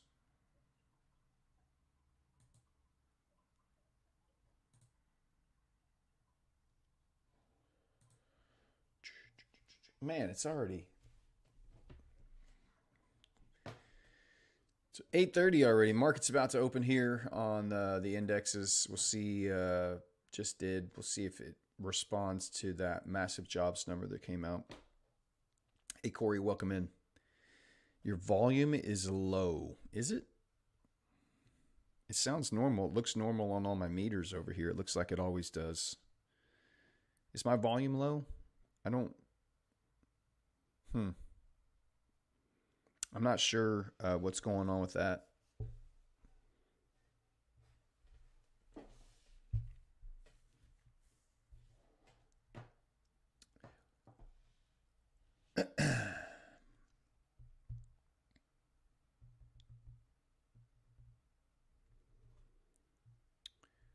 Just had a question about S&P versus US dollar versus S&P. I just noticed there are different charts in S&P versus US dollars 24/7. How does this work? DXY and the indexes, typically you want to see them move in opposite directions. So if the DXY is going up, typically you would expect to see the indexes going down. And that's basically it signals either a risk on or risk off behavior. So if people are getting out of, if they're selling the indexes, they're typically getting out of that and moving it into cash. They're moving it into the dollar for safety. So the dollar would go up if the indexes are going down. And that's in general. There are times when they move together, they move in the same direction together. It's usually not the best trading conditions, but that's the typical correlation between DXY and the indices. If one is going up, the other should, you typically want to see the other going in the opposite direction. So here you see the dollar kind of rising, and here you see S&P coming down just a little bit. It's not perfect, but it is a decent indicator. Euro dollar, not, I mean, it didn't close below. It did close outside of the bodies of this area here. If this 15-minute candle closes bearish, it's left behind a little bit of a breaker here with a fair value gap. So we'll see the response there. GU dropping like a rock right now. Dollar shooting up and GU dropping hard. AU still coming down. We've grabbed some sell side liquidity or buy side liquidity here. Displaced away. There's no fair value gap in here to work with anywhere. So that's probably not going to be a setup there. US 30 now coming down pretty hard. S&P trying to rebalance this area here.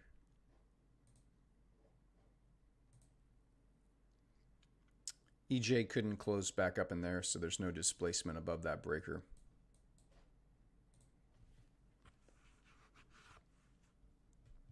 Your volume is good. Good.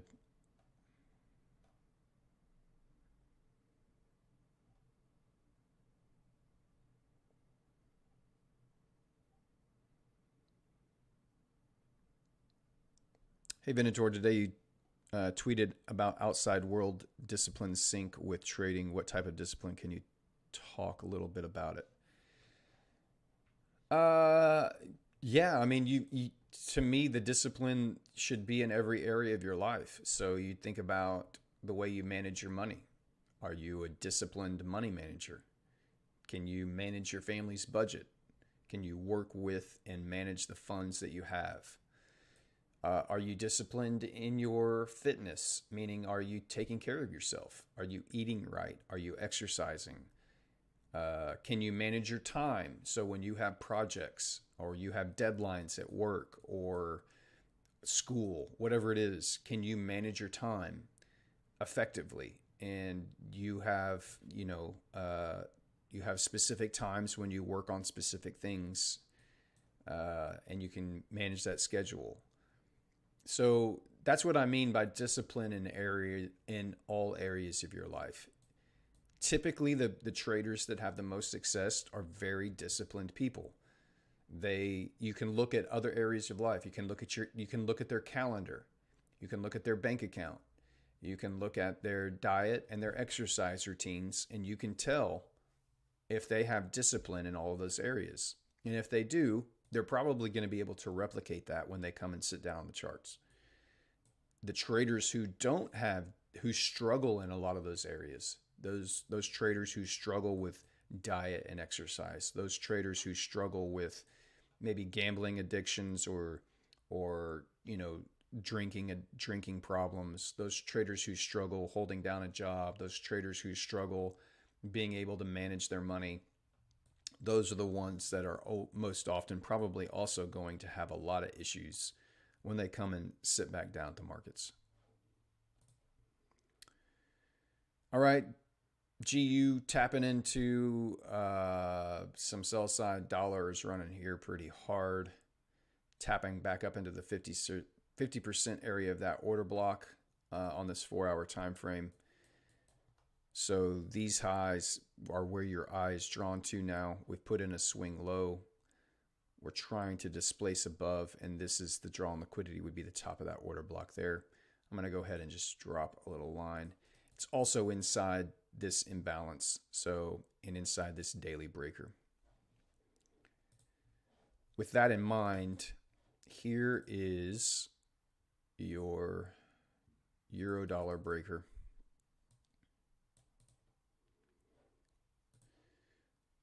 And your fair value gap inside that breaker. Right there.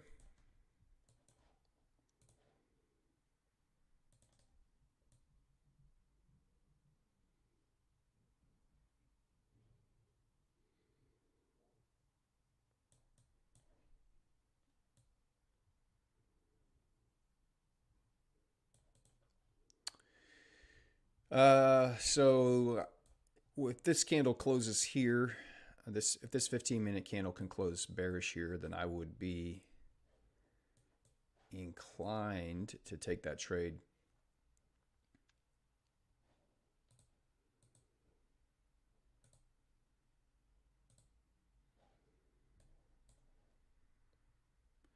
It's taken out yesterday's high on the dollar, and the euro has not taken out its low yet.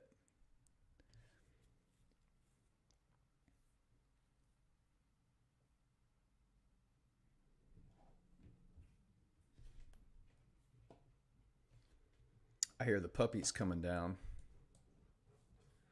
Might have to mute the mic here in a minute. We'll see. Hey, buddy.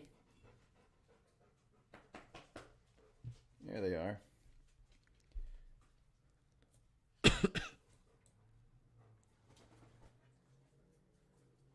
Morning, love. Go scare away the boogeyman.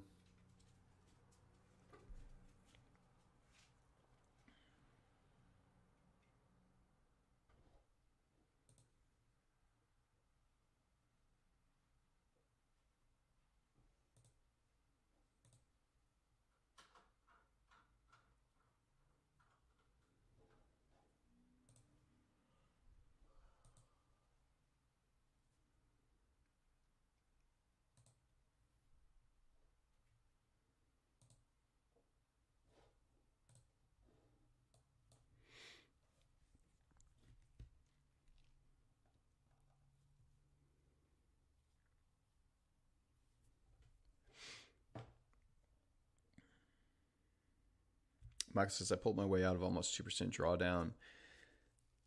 Multiple mistakes on greed. It's kind of like dominoes. One mistake on greed and one mistake trying to fix the prior mistake. Yeah. Those rules are there for a reason, and you got to follow them.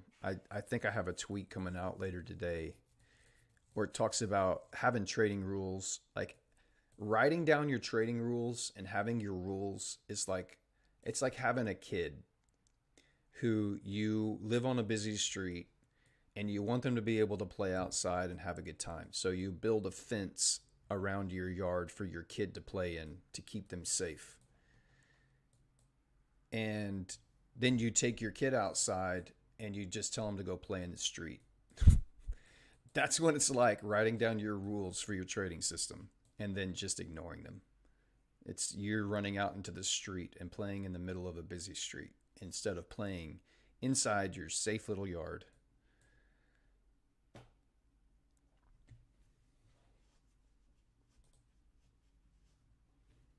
And then you wonder when you get hit by a car why it happened.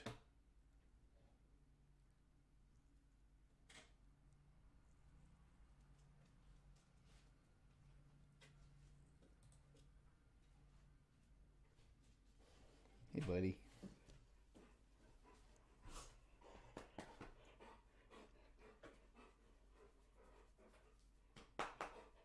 No barking today. I'm proud of you. Here's Maggie.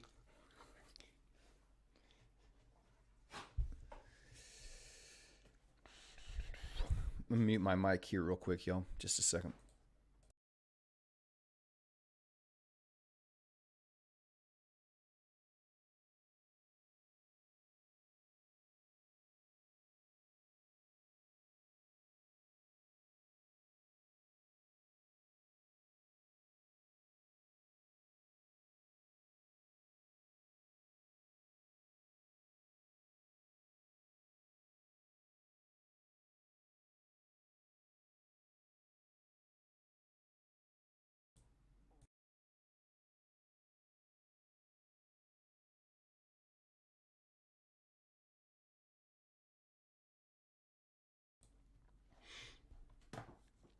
All right. EU trying to take out that low, but not able to just yet. If this closes down, I'm going to call this trade out right here.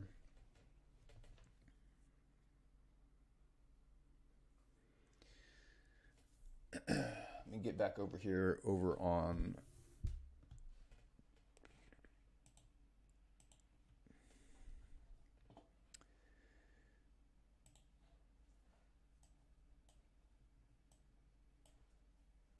I would be looking for an entry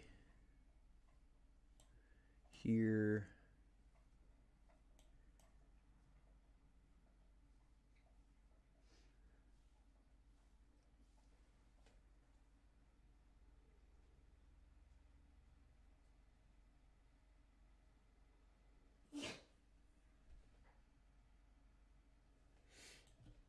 What is that? Yeah.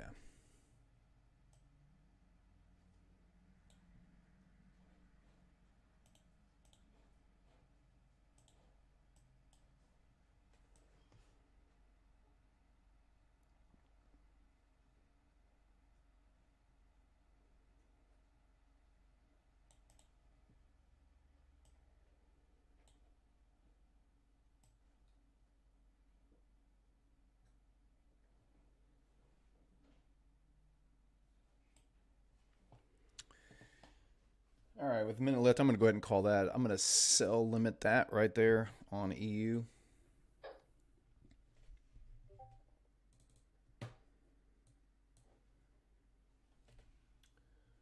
Seven five five 9845 564.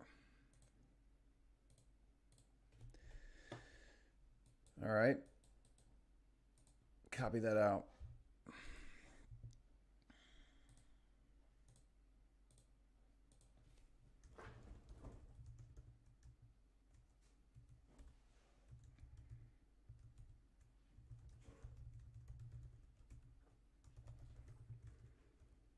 Entry is 1.09755. Stop loss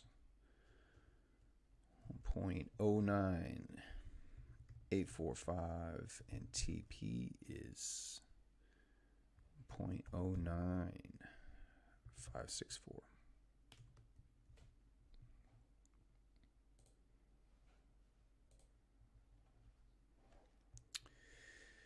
All right. We'll see how this works out. If we take out yesterday's low first, then we'll go ahead and cancel that order. But that's a nice little trade set up here for us. Took out buy side liquidity. Took out these highs, took out the trend line, and then displaced lower quickly through there, left behind a nice little fair value gap. So we'll see if we get a return up into that area.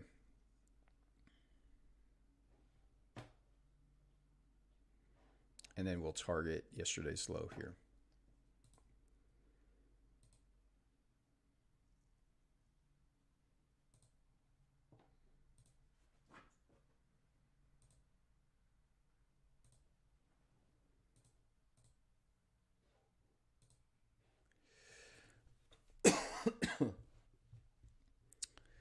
We shall see.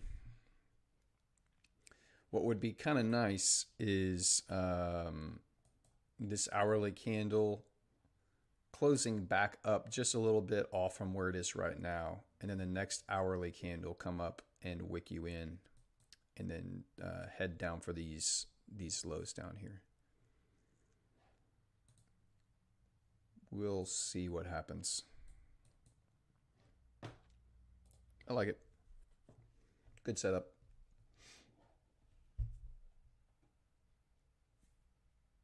Cisco says I'll use the code in the future. Hope so. Just failed my second challenge, taking a break to work on my discipline. Sorry, man. Taking a break after a challenge is always a good thing. Just jumping right back in will often just feed that need to fix your mistake right away, and you just continue down that kind of circling the drain vibe. So take a break. Make sure that you're ready to go. You're in the right mindset.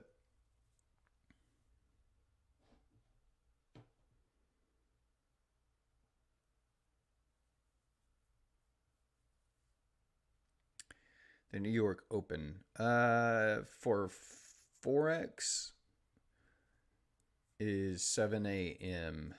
New York time. But I mean, really, you have a another soft open around 8:30 when the the futures markets come on, and then you've got the 9:30 open, which is the New York Stock Exchange. So you have several different markets, quote unquote, coming online in the New York session. So they just kind of stagger in between 7 and 9:30. So I start looking for setups at 7 a.m.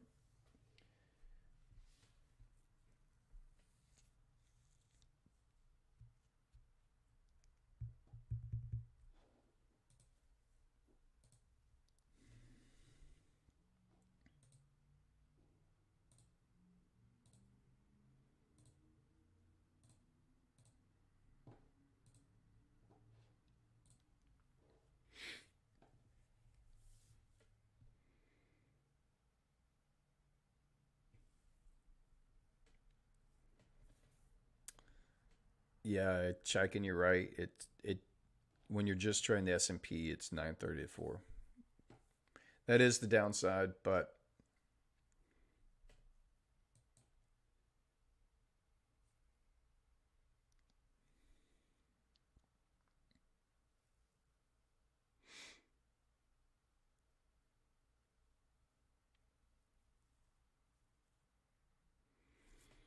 I'm not sure what's going on with the volume, guys.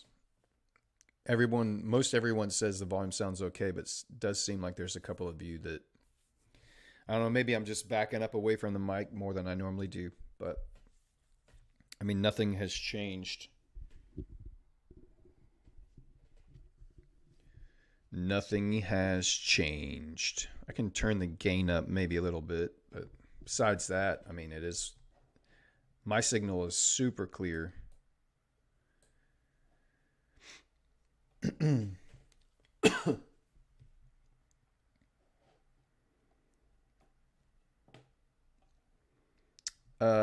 Yeah, EU definitely has the setup. I've already called it out. I have limit orders set where you see them. So,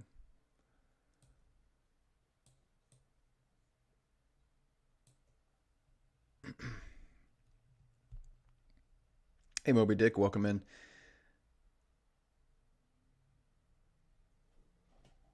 I don't know what's going on. I haven't changed anything. I can turn this volume up a little bit. I don't know if that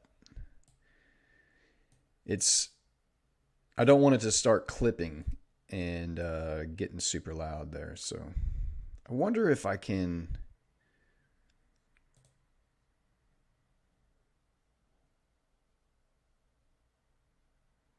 I wonder what this does.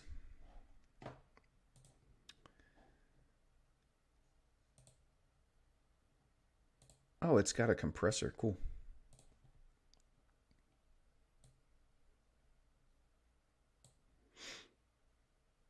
That's actually kind of nice. I can compress it, and that will allow me to get check one, two, check, check, check.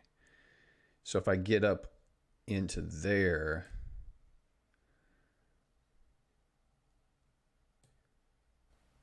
check one, two, that may help quite a bit, actually.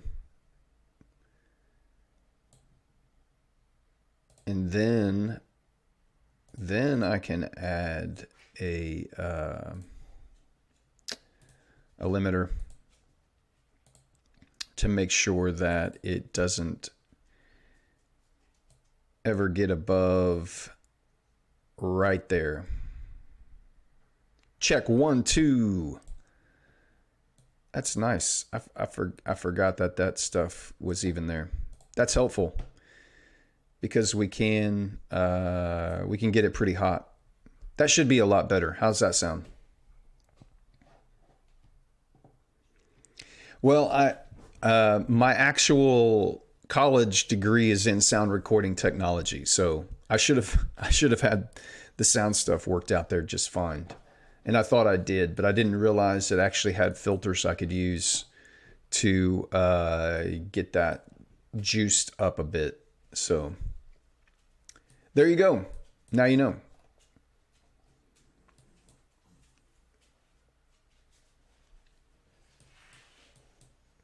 I'm here to serve. I want you all to hear me loud and clear.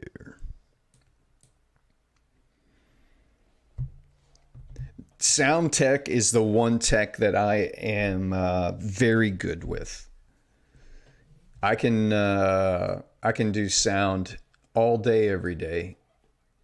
So if we have a sound issue, I guarantee you it's going to get corrected and it's going to sound good when we're done.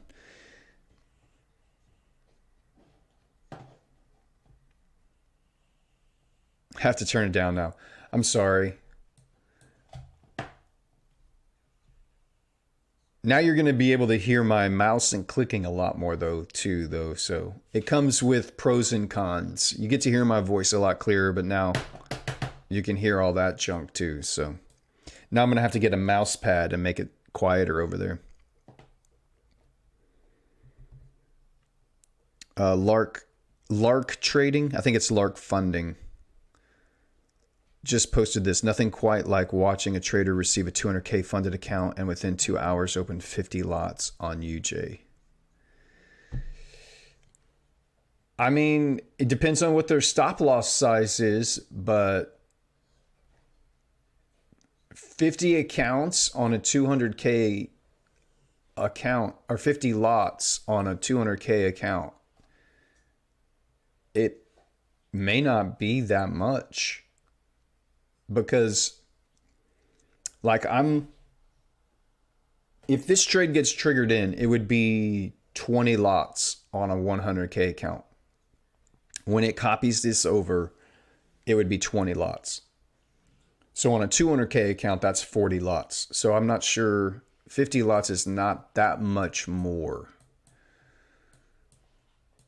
So I'm not sure. I mean, it's all relative to your account size and your stop loss. So if you're trading with a 10 pip stop loss or an 8 pip stop loss, then you're going to have larger lot sizes.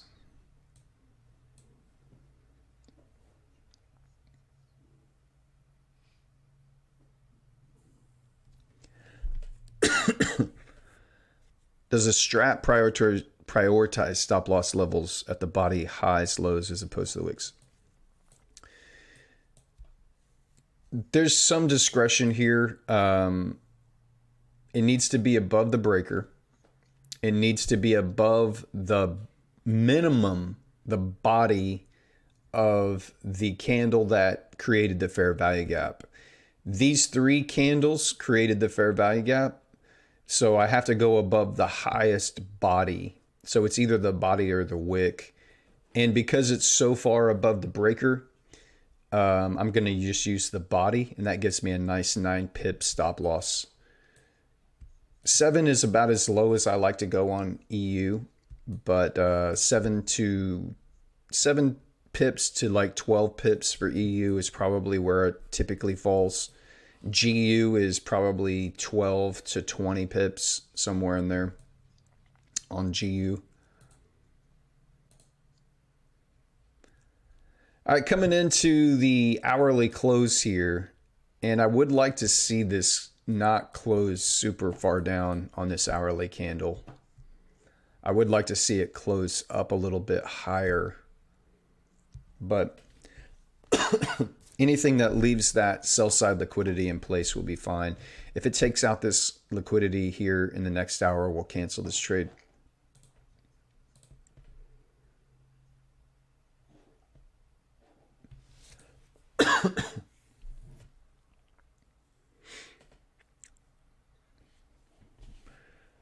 Metro, what's up? Nice looking setup. I agree.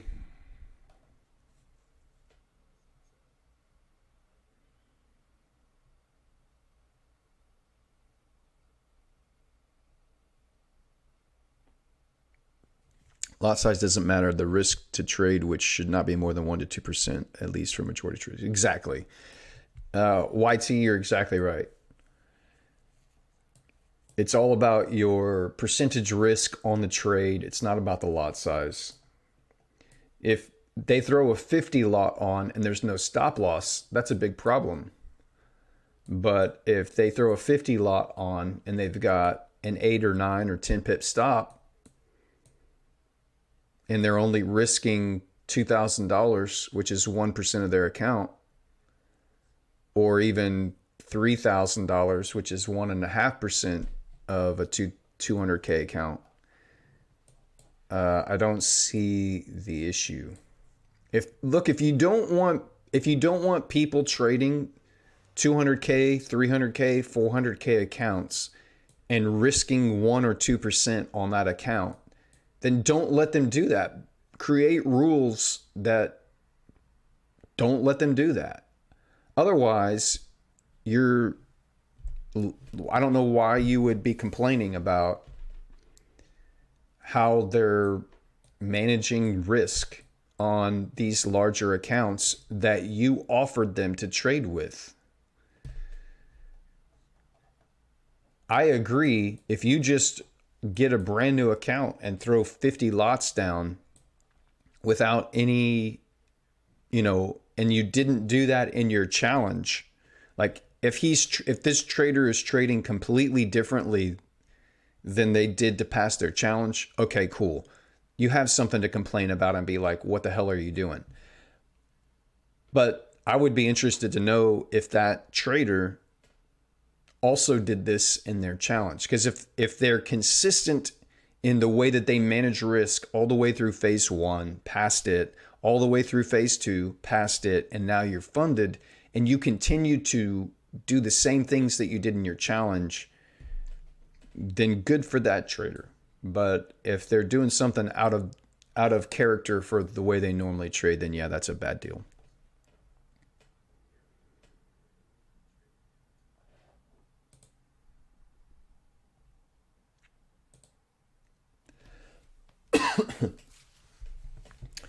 Here we go into our new hour, and it looks like we're going to close at the very low.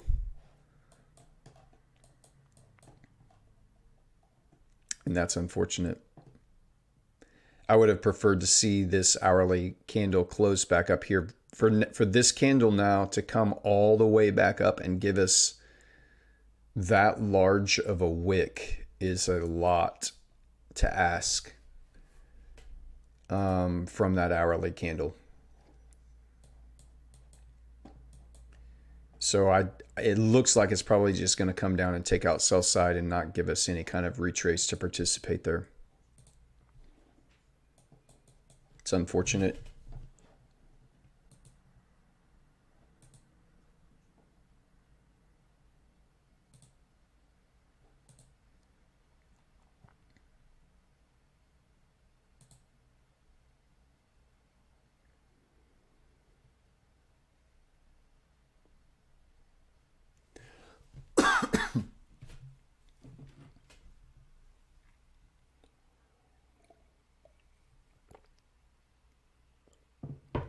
Now you can hear me swallowing too. That's disgusting.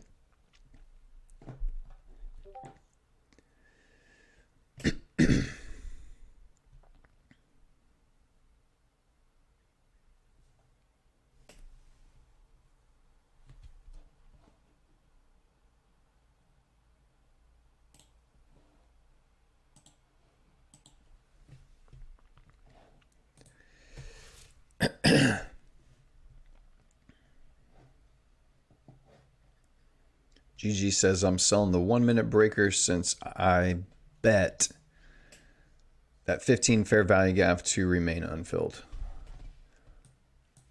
If that fits your trading system, fine. But when you use language like I bet, that feels a little too discretionary for me.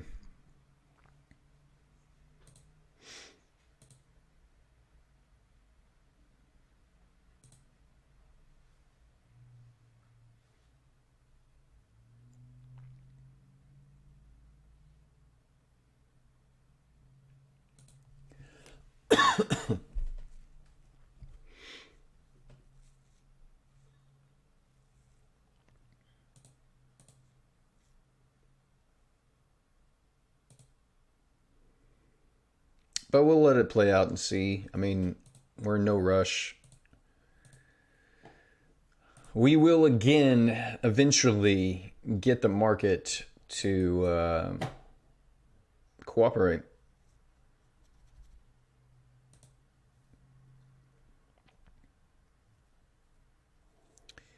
US 30 grabbed sell side liquidity. I'm sorry, grabbed a buy side liquidity here and has dropped off. It's coming back into a discount of this big push up.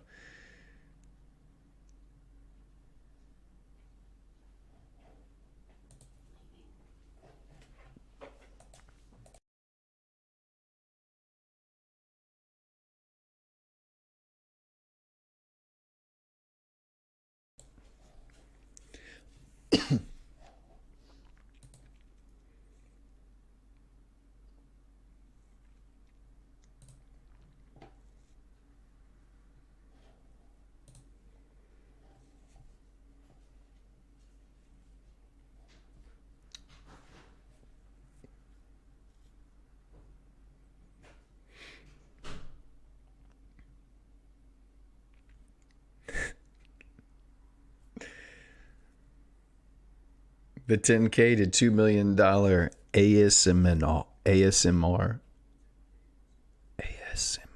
challenge.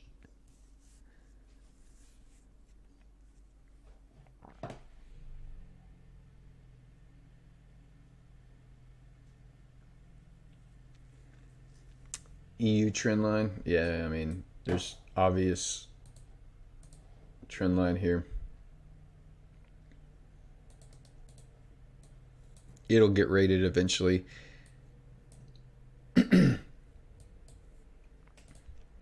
Euro not wanting to show a lot of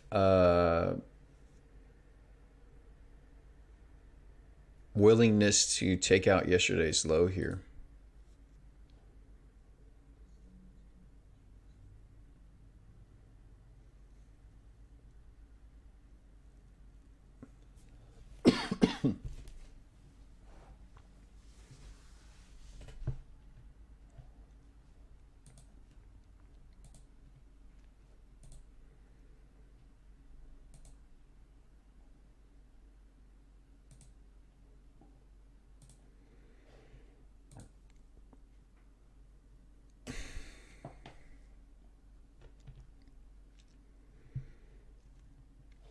I mean, it could Cisco.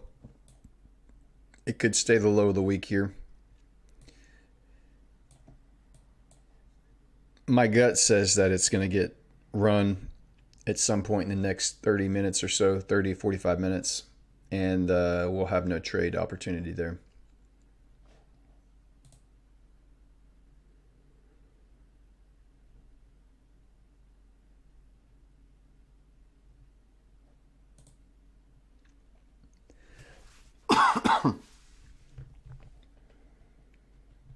Running for it here.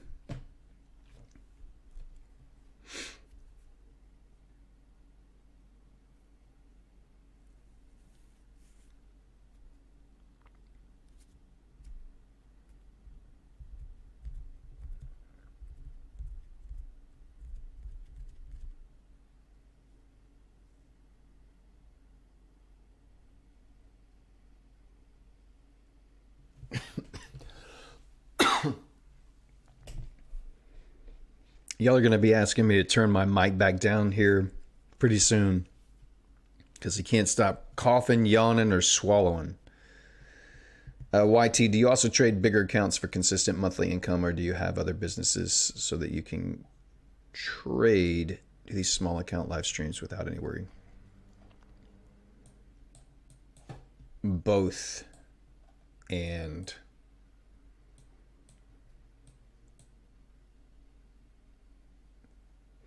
I really want to see those equal lows go in price to come into that fair value gap.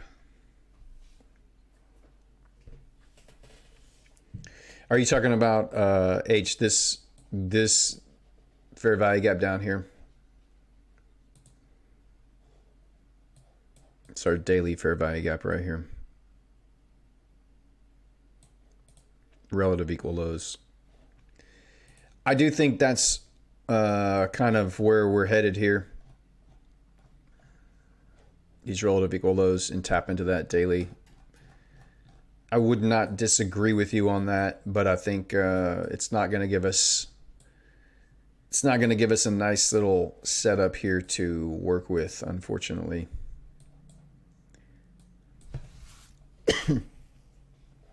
Before we get there.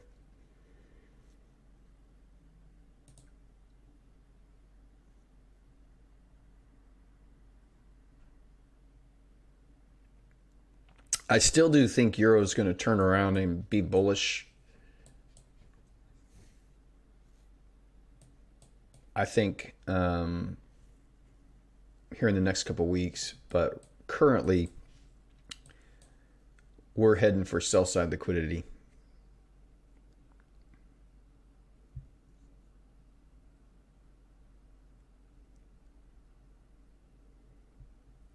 Yeah, it's dropping like it's hot, and it just doesn't give you an entry, and you don't chase price here. You chase price here, where do you put your stop loss? You get in here. Now you still have to put your stop loss at a safe place. And then what are you targeting? Just that low, and now you have no risk reward ratio. It's just you get your price or you don't have a trade. It's that simple. Here's your setup. Here's your entry. Price either is going to come up and give you your entry, or you don't take a trade.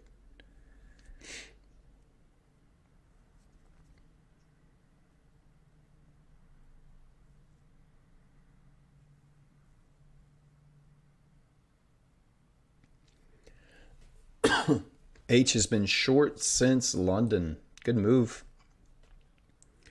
It's not really, I tried to see a London move, but there really wasn't one. Other than coming back up into this order block. If you just traded fair value gaps with order blocks, that's a nice little order block to target. Came back up into it, rebalanced, tapped into that order block, and fell off. If you had gotten some displacement here in London below these lows, then you could have targeted a breaker to continue down, but it just consolidated and chopped, waiting for this news to come out. Gosh.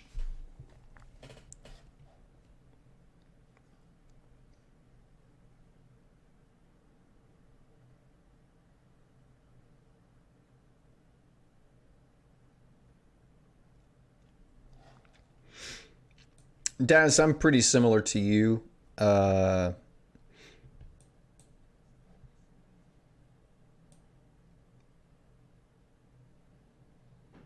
expecting after we tap into this fair value gap, potentially being the low of the month in here for August somewhere. It doesn't have to be this week. It could be next week. And then we come back up here and we start targeting some of these relative equal highs and these imbalances. So we'll see.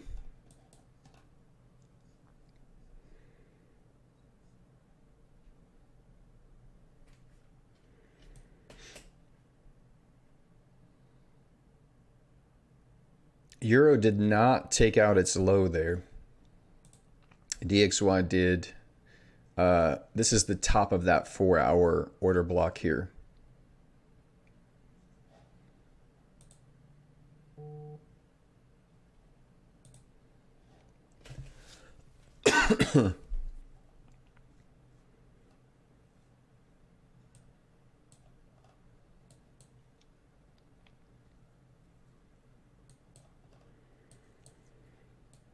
So basically we have, let's see, it's almost 8:15. So you've got 1, 2, 3, 4, 5 more 15-minute candles here to get triggered in. If it's not triggered in by 10:30, or if it takes out this low, we'll have to call it.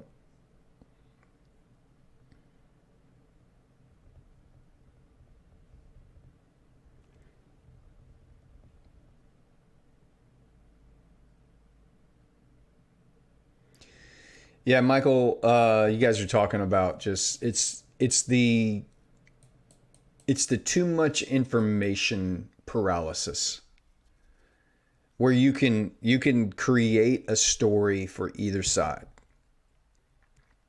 and it's really analysis paralysis, and you just are like, I don't know what I should be looking at, where I should be looking. This higher time frame on the daily doesn't necessarily match the time frame, the bias on the 4 hour, which is also going against the time frame of a correlated pair. So you can just start looking at everything and convincing yourself that your current idea is wrong. And I used to do that all the time. Now it's just, I wait for some kind of buy side liquidity or liquidity to get run. I wait to see displacement.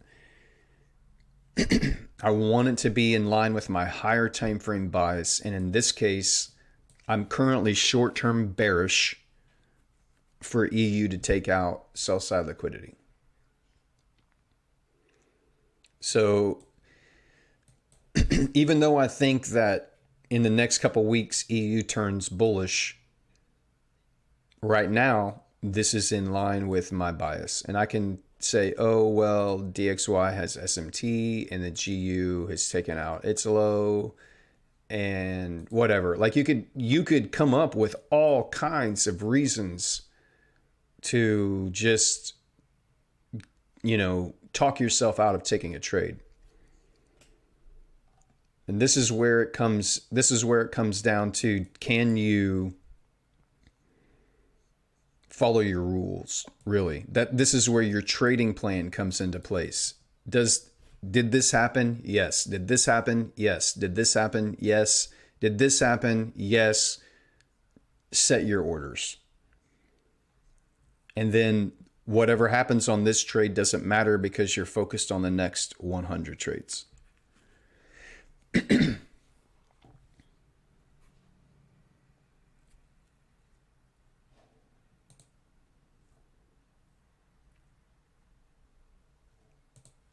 But I get it. It's you have so many concepts running through your head about how to identify where price is likely to draw to,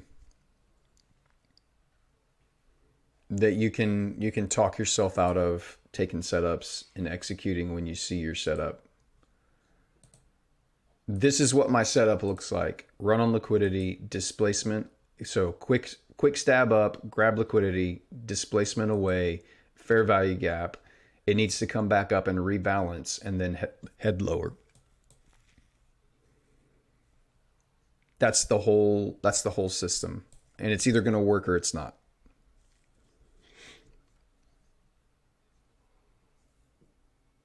This 9:15 candle opened and left behind no lower wick. It just opened and went up.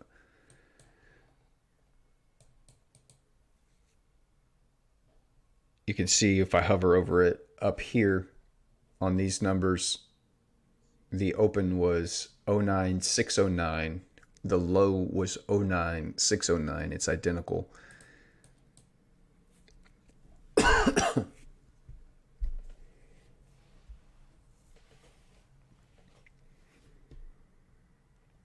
Dad says, I don't look at any other pair. I trade what I see on each pair. As long as I'm right 50% of the time, I do okay. Yep, 50%, man. That's the sweet zone.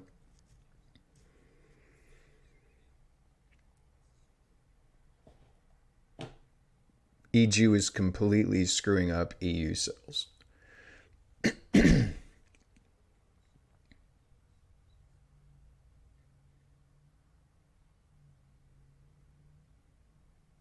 There is always another setup coming. You're exactly right. This current trade isn't going to kill you. Just take the setup when you see them. Gosh.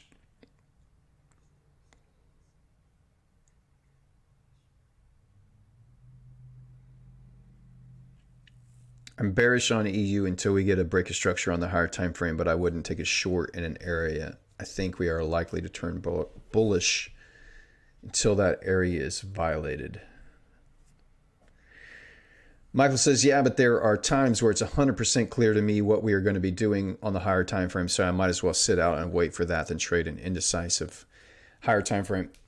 Yeah, that's a great position and a great point, Michael. Like if you don't have your super clear higher time frame bias in place, then it's often just best to sit on the sidelines. Like if you have just confusion in your mind about where you think price is going, it doesn't matter whether you see a setup or not, you shouldn't take it. So that's a very good position to be in.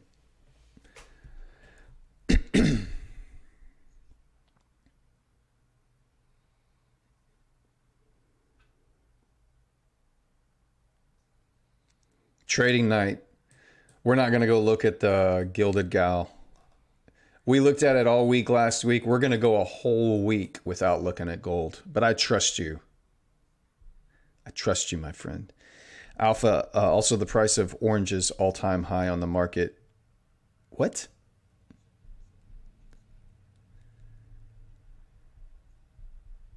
Oh, I see what you're saying. Yeah, just one more thing to consider. Okay, I got you now. Yeah. I was trying to figure out, I was like, what is he talking about? And I'm like, oh yeah, one more thing. Oranges are at an all-time high, so EU must surely be dropping. I got you. John Lau says, just go through the chart with daily and weekly. You'll see percentage of days are extreme for the week based on the weekly candle. Yep. We don't get a lot of emojis in the chat, so kudos, bro. Thanks for dropping one in there.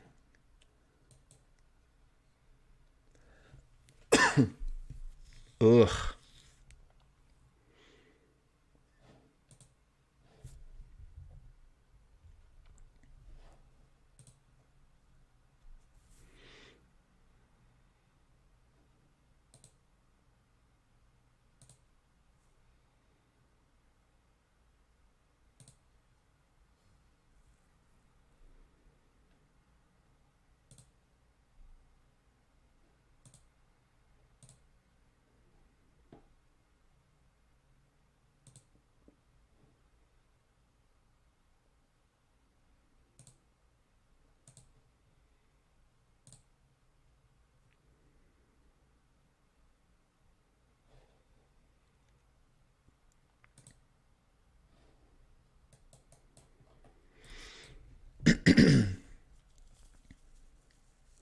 For your dollar in 20 and 21 for a green candle, 60% of weekly lows were on Monday.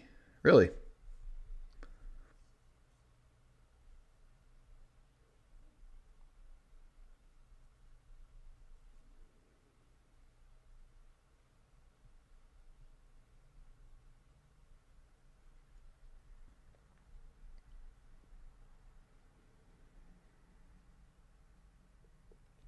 Trading night, just only having one or two pairs that you're watching often can be one of the one of the best things to help you in your trading career. So we put in a swing low here on EU on the 15-minute. We've left yesterday's low in place. You've had displacement. We've identified our breaker. We've identified our fair value gap. If you pull a fib, it will put you back above into a premium, and it lines perfectly up with